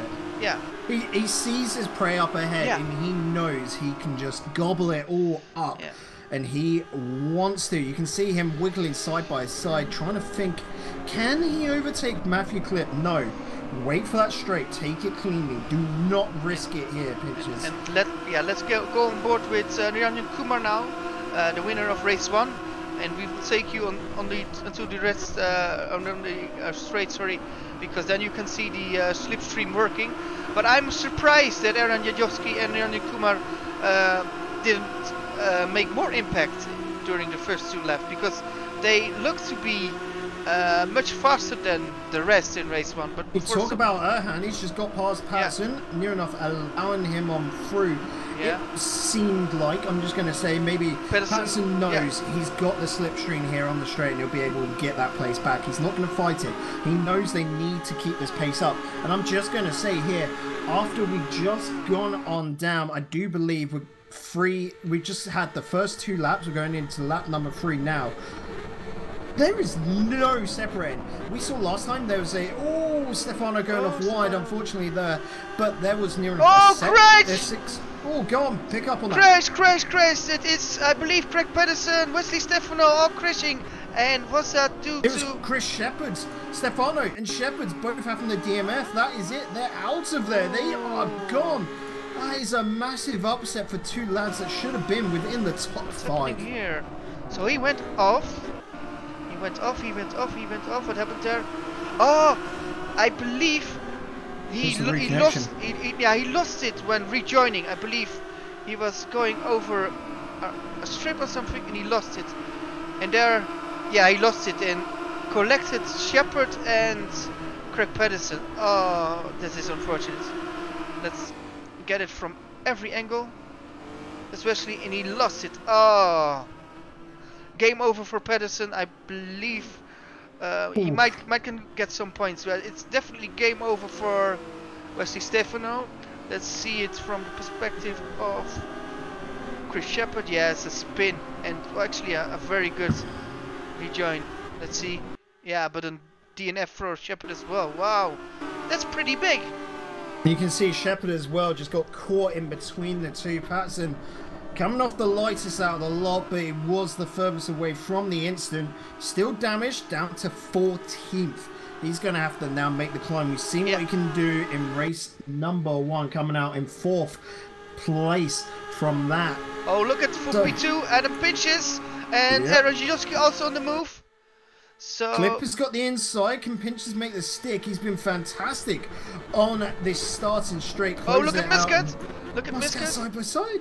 Yeah, Muscat is trying everything, but you Clip really wants to drive and battle against Muscat, so Muscat can pass. Mr. Adam Pinches did pass. Can he win another race too? Is that the thing?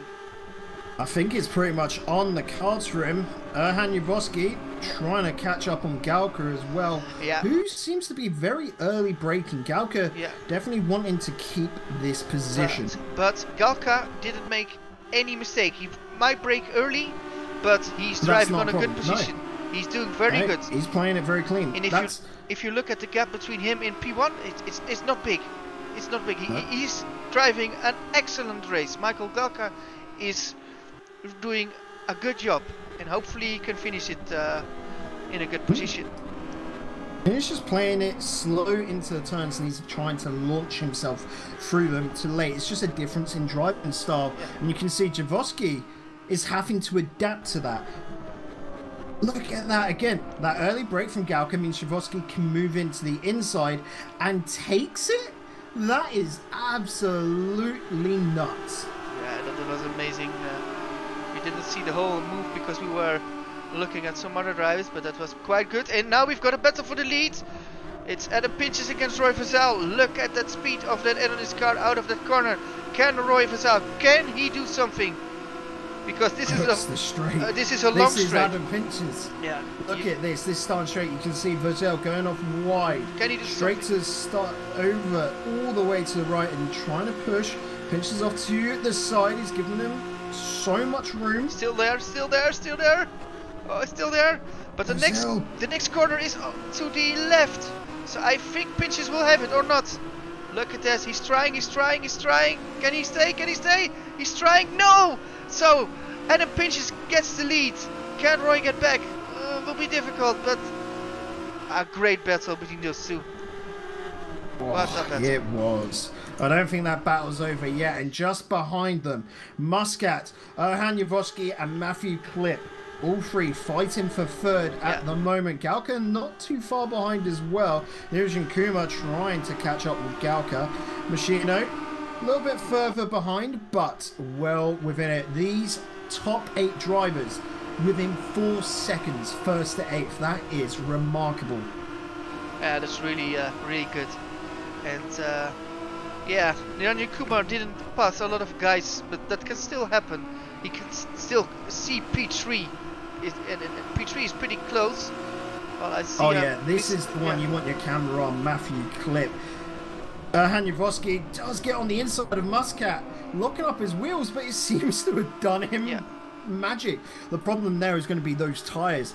Jaworski, we know, is super hard. If those tyres start to spot, if they start to overheat and start to wear a little bit too much, that could hurt Erhan right at the end. Because there is no pit stops in this race. Mistake! Right. Mistake from Matthew Muscat's on the Clip. attack. Yeah, He's trying to Muscat on close the it attack. up. It was a mistake from Matthew Clip. He locked.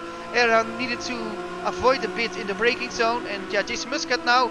Yeah, he's getting a double slipstream. Erhan can overtake Matthew maybe, but what can Jason Muscat do?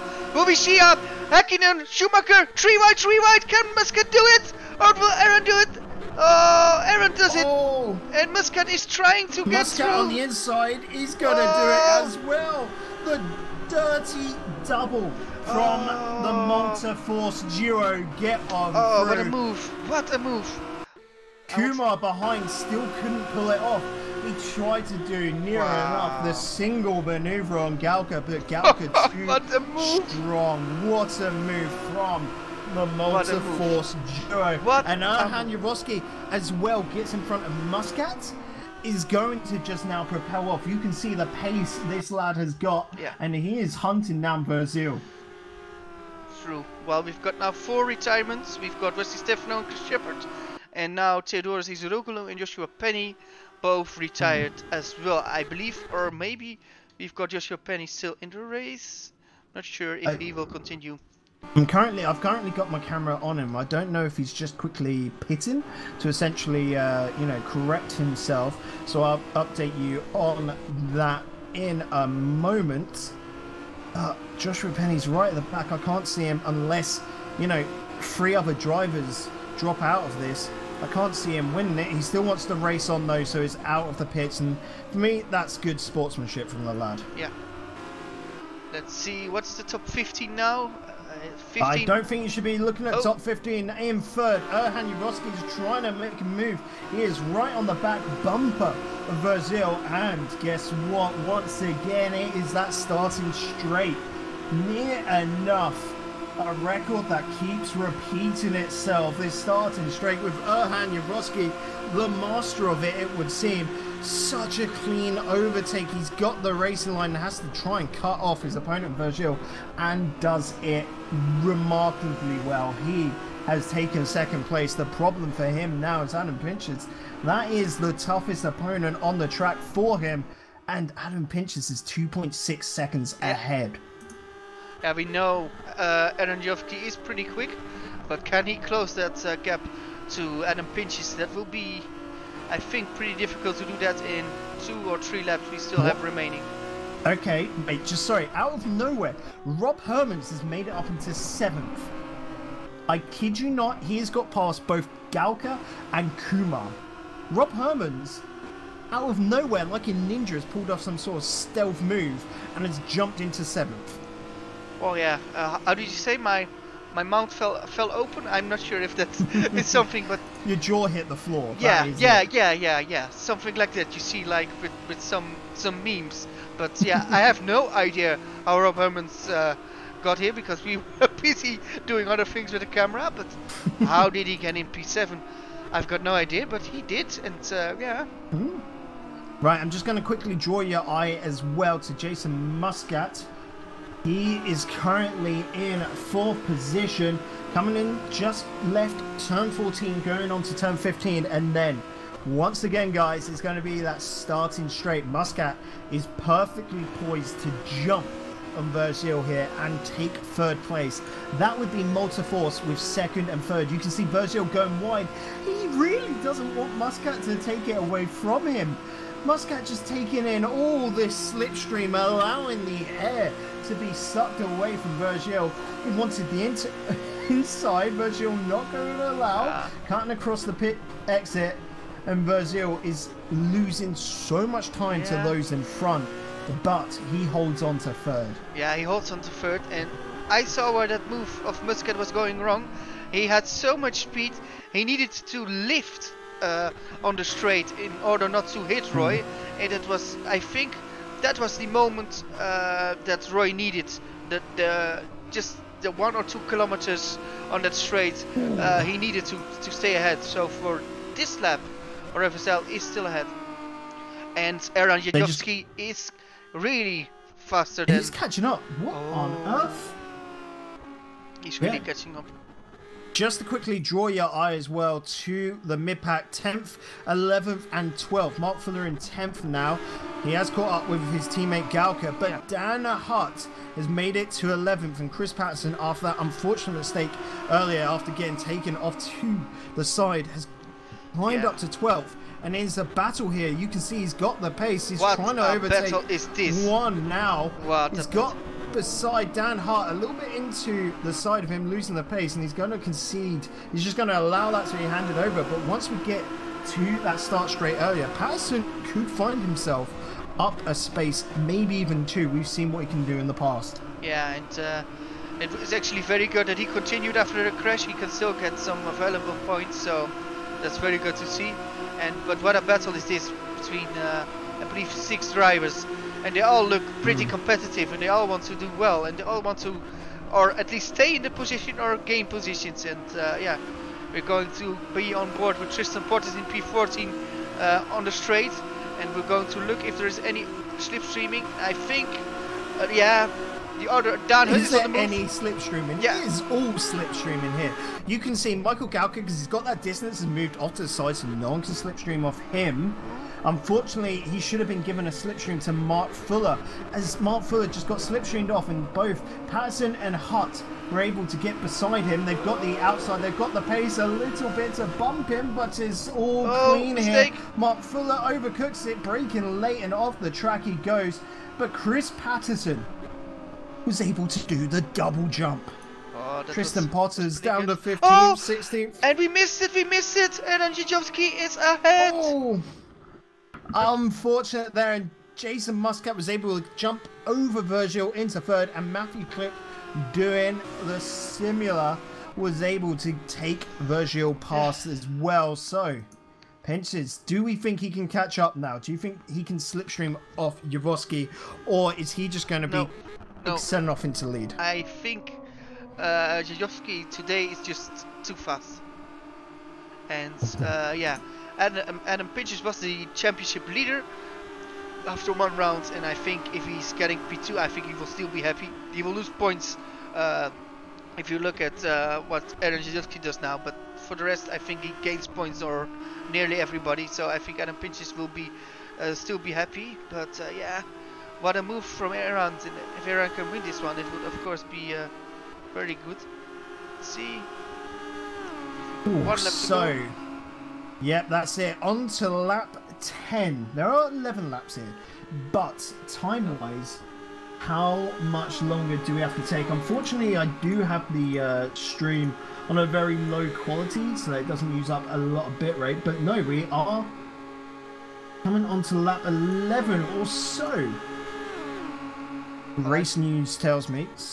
Do you think we could see a little swap over? I'm just looking at Roy Virgil and Matthew Clip here, and then further back, Kumar was able to get ahead of Machinio. We've still also just got Craig Patterson jump into 9th. He does have Galka on his inside, but Patterson will have the 2nd inside here as they go into through turn number 3, and Patterson is ahead. Patterson, who dropped all the way back down to 14th after an unfortunate accident earlier, has climbed back up to 9th. Well done from him. Yes, that will be still a very good position. Mikael Galka now in P10, but Rob Hermans in P8. That would be quite a story for him, I guess. So, oh yeah, definitely. He has done fantastic this race. Dan Hart as well, remember, started from 18th, has climbed all the way up to 11th. He has done remarkable as well. Seemingly like that's all he'll be able to grab as we're on to the last lap. Coming through the back bits, you can actually see Javoski right now coming up to turn 15, the final turn. The lad who has made so many mistakes so far in the season, in the 4th race, the sprint race, he has done everything right. That was perfect from him. Yeah, so that was a good race. P2 now it's a win from Aaron Jajowski with Adam Pinches in P2, so great points for the both of them, and of course a podium. Then in P3 we will get Jason Muscat. Yes, a bit of a revenge for him as well, with Matthew Clip in P4, I believe Roy Verzal in P6. Roy Virgil in 5th. 5th, sorry. That'll be Kumar in 6th.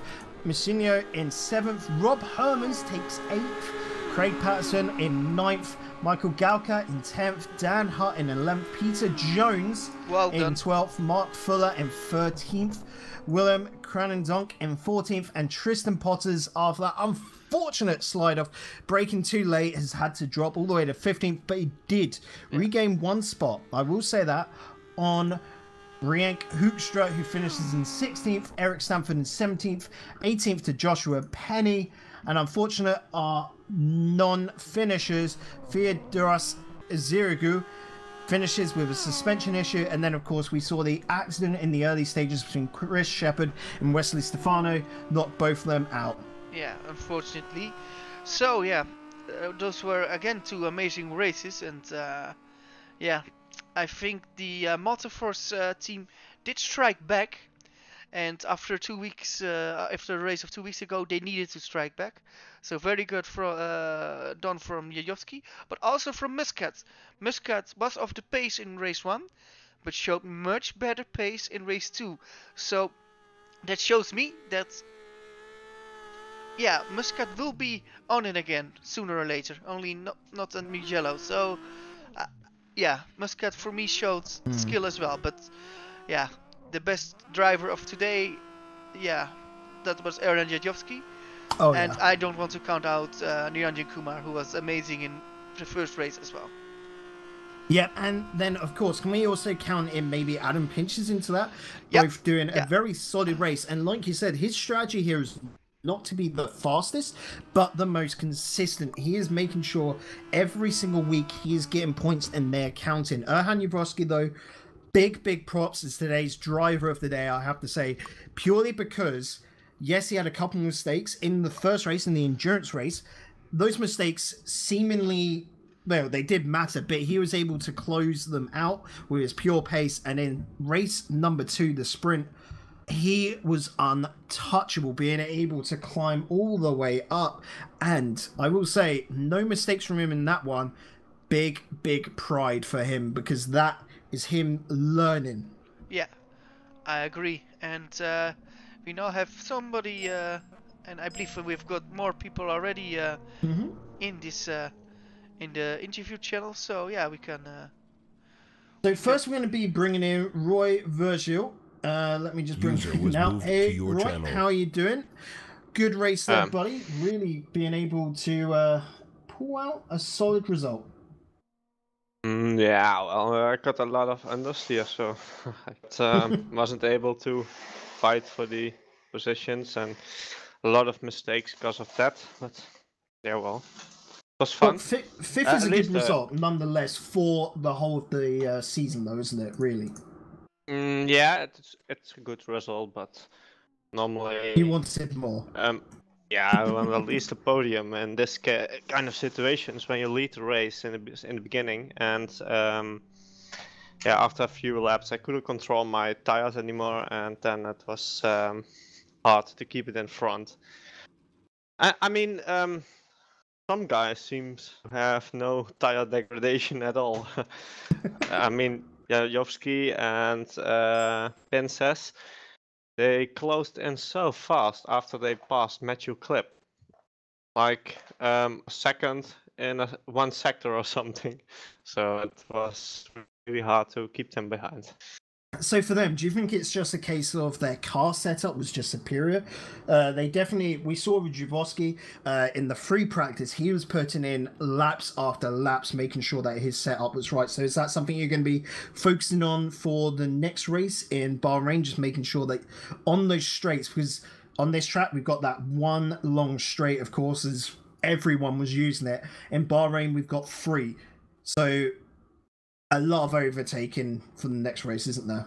Yeah, but there is less you can change on the car. You can change the brake bias and the brake pressure, and for the rest there's less you can change at the setup at all. So it's all in the driving style. So they manage it really good. Good stuff. Do you think you're going to be able to then bring it out in Bahrain? You fancying your chances there a little bit more? Like you said, less turns, maybe those straights, just got to try and manage your tyres a little bit better? Yes, it's much easier on Bahrain, where you got a lot, some hairpins, some tight corners.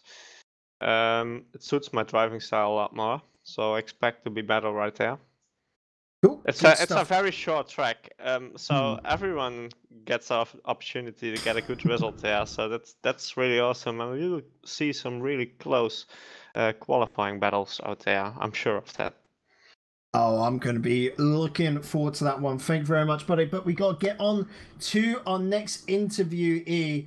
We're going to be bringing on in now. Let's put User was moved to your channel. Pinches, buddy. Sorry for grabbing you and just stealing you away there from the rest of the guys. Your races, dude. Absolutely nuts. Menno was telling me before the race, you were just focusing on consistency this week. You weren't worrying about getting the fastest lap, and you weren't worrying about coming first. But I don't think you really followed your plan there. You came second, and I'm just trying to look back. Came in fifth. Good results from both you and Patterson once again. Unfortunate in the second race, of course, from Craig. But great results once again. You lads are really smashing out at Adonis. Yeah, thank you. The first race was a little bit interesting for me because I have so much FPS lag. I don't know why. Probably because the video card is overheating, but I had so many FPS lag that I just couldn't fight with anyone. I just set to myself to take it easy and just end up where I was.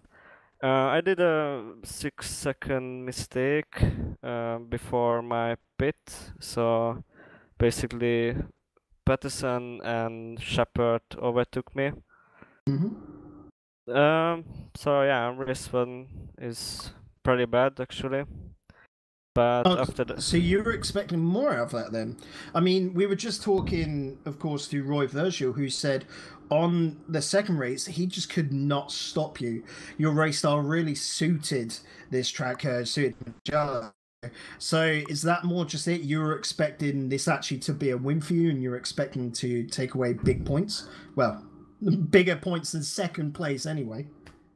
I mean, in race 1, I thought I have a pace, but I couldn't really race because the FPS lag. But race 2, I restarted my computer and it was fine in race 2, so I really showed what my pace. And yeah, but I mean, Erhan is just the other level right now. I don't know how did he does it. Basically half a second quicker than anyone else. So yeah, I mean, I couldn't do anything. Well, yeah, you say that. You were putting off the difference with Erhan there was you were putting off very similar, I would say, consistent laps, but he would just throw in an extra half a second faster than you out of nowhere, wouldn't it? Yeah. Okay, thank you for the words, buddy. We're going to have to get in the next slide because we have a lot of people to interview today. User was moved out of your channel. Let us bring in Craig Patterson. There we User go. was I'm moved not to sure your if channel. Craig is around for an interview, actually. Craig, are you around for... I'm here. I All love my your fans, enthusiasm I'm here. So, Craig, we just spoke to Adam Pinches, who actually fancied a better result today. What do you think for you? I know the fourth, I thought was great. It was a great first race. The second one, unfortunately, it didn't seem like it was in your favour today with that early accident, was it? No, especially with Wesley's rejoin. It wasn't the best place to rejoin, especially when I had Chris Shepard on the inside of me, so I literally was driving into a wedge, as Martin Brundle would love to say. but we'll give you praise there, dude. You dropped down, like you said, you continued. You dropped down to 16th, am I right? And then climbed all the way back up to 9th, making a great recovery. Yeah, I'm happy with my recovery. Race 2 is one of those races where what could have been if that hadn't happened. Maybe a podium could have been on the cards. Unfortunately, we'll never find out. But yeah, I'm happy with my pace overall. Really, race 1 was awesome. It's a shame I couldn't keep Chris Shepard behind. But Yeah, I did better than I thought I was going to. Oh, you gotta give yourself more props than that, buddy. Next time I'm competitive. In Bahrain, definitely with the free straights, like I will keep banging on about guys at home. Those overtakes are going to come in even more, and I bet, Craig, you're going to be making the most out of those straights because you were able to defend after making the overtake, of course, the insides very well. Oh, well, thank you very much. I'll certainly try to do my best at Bahrain, but we shall see what happens when that time comes.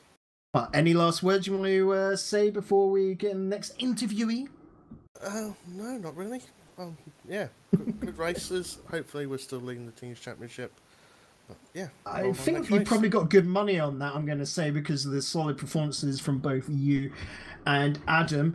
But we're going to have to bring in the next interviewee, and I'm going to be bringing in Joshua Penny. Was moved to your channel. Just sort of like snag you there. Probably need to do that a little bit slower to give you a bit more of a heads up, buddy. But we've just gone from some good results, and then of course, unfortunately for Craig, happened to drop back. It wasn't his week, and I think it's a bit of a similar song for you, wasn't it?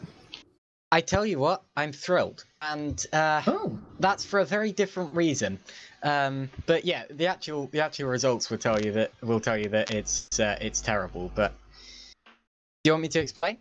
I will let you explain. I'm going to put a little guess in, fathom a guess.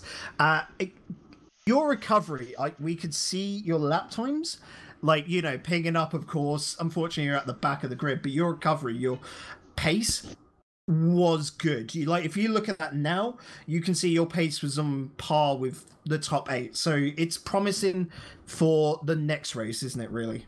Well, you say that. I actually decided coming into this race or this round, that this would be my last round in the championship because in fact, I think I'm going to slowly wind down the amount of league racing that I do in total. It's very, very tiring, and I don't have the time for it.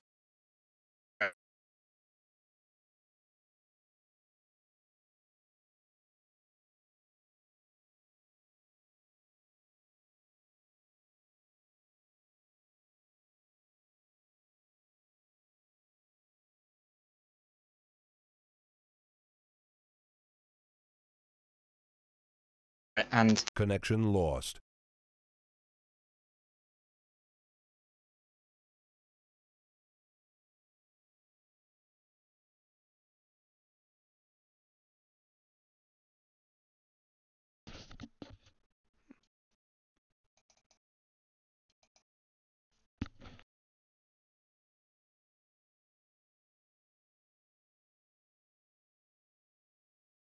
I've got to put on a show. So what I did was I pitted, I repaired the damage, I put on a new set of tyres, and I went out.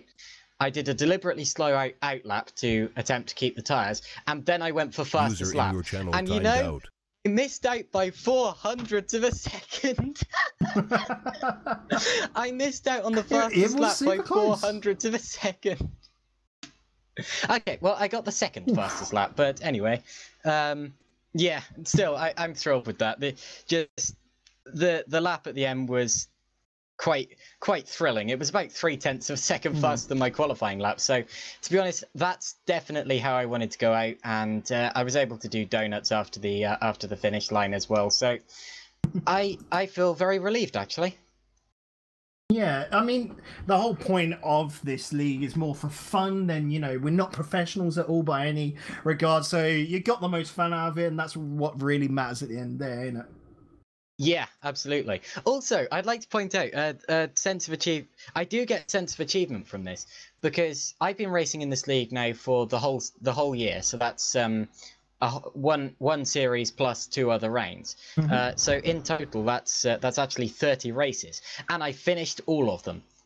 I saw the checkered flag in all 30 of them, and I'm the only driver to have done that in those 30 races. So I'm very, very pleased with that. And although I wasn't the quickest, and although I never won, and I never scored a podium or a fastest lap or a pole, I don't care. I finished every race. I proved myself, and I feel like I feel very relieved actually. Yeah, good stuff to hear. everyone's of different levels, and it's just all about taking part, sort of having fun. And I just realised that's made it sound like a dick thing, but trust me, mate. Like I was saying before, driving, it was the Circuit Americas. I can't even get close to anything these guys. So you'd like, if it was me and you just doing like a little race, you would absolutely thrash me. So it's always that case of you were doing a good mid-pack battle, and not everyone can say that, you know. Yeah, certainly. My best result in this championship was 4th, so I'm pretty pleased with that. Yeah. But yeah, I'll stop talking now and let you interview some guys who had an actually interesting race today. Okay, so we're going to be throwing Josh back into the interview. User was moved out Pits, of your we channel. shall see. And I believe you only got one left. Is that Peter Jones we've got left to go? Yeah, Peter Jones will be the last one today. User was just moved accidentally to your threw channel. Peter up into Team Revington, but now we've got him in the broadcasting booth with us. Peter, how do you think your race went? And I mean, trying to think of the best way to put it, 12th in the second race was an improvement essentially upon the first race, and it's just points, you know, you're building up and you're definitely improving as time went on. Well, yeah, I mean, it was definitely improvement on the first race because I didn't actually compete in the first race. Yeah, I had a number of that's why. yeah, yeah. I had a number of network Issues, yeah. issues, and by the time I sorted them all out, I'd missed the start of the race by about 10 seconds. So I was really annoyed that I didn't get to start. But race 2 was decent, you know, starting 20th, I believe, out of 21st. It was good to fight my way through the field. There were some good battles, and there were a little bit too hard battles. But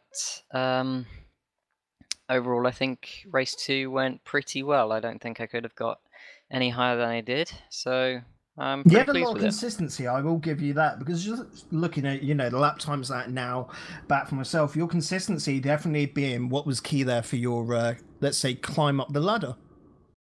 Yeah, I mean, from in the car, it didn't seem like I actually had a lot of consistency. It felt all over the place because I was trying to fight my way through the field, and some of the people there were putting up really good fights. So I was pretty surprised when he said your consistency is pretty good, because I didn't realize at all.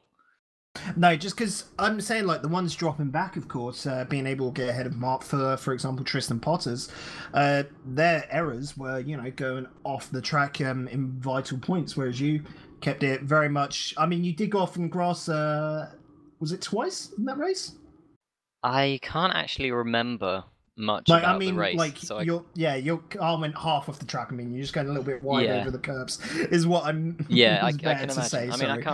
I can't really remember much about the race, anyways. So yeah. You just go into the zone, do you, when you race? Yeah, I pretty much shut off everything around me, just focus on the race.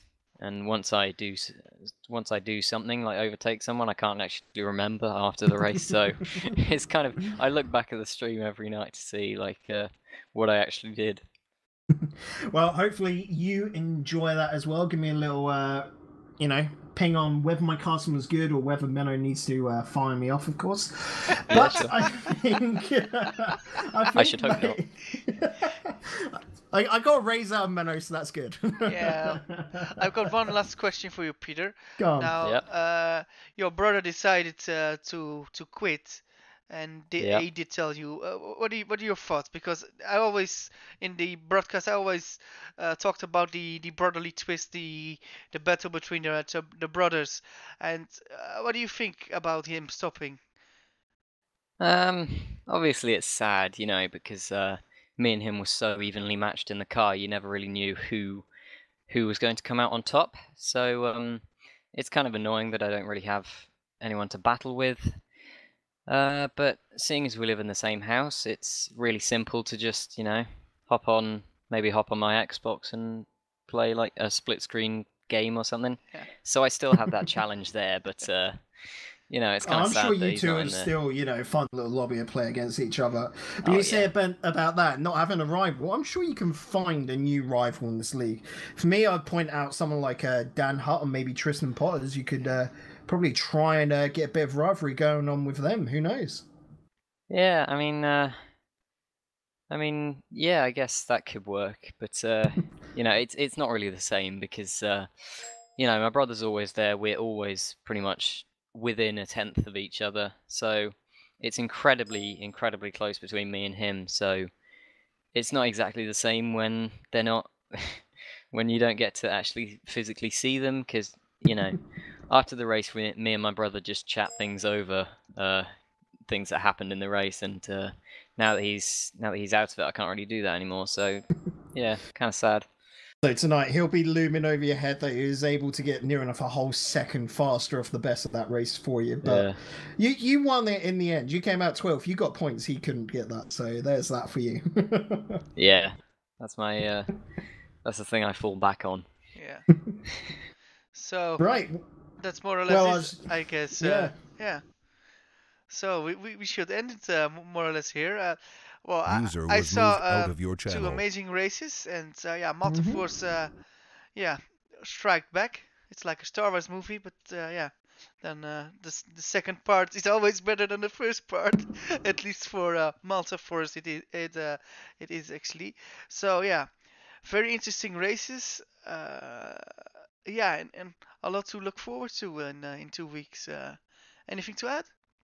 No, definitely the constructors battle is heating up here as well, because normally if you look at like say Formula 1 or other racing, you try and focus on that driver battle, but here the constructors, we definitely know drivers like Jason Muscat. That's what he's focusing on himself. He's allowed Javosky to go for the wins essentially, and he's trying to do that sort of wingman role for him so that he gets a driver that's just come out and won it, and then of course he's part of that construction team that has got the title. He's trying to get the double essentially for his team, isn't he?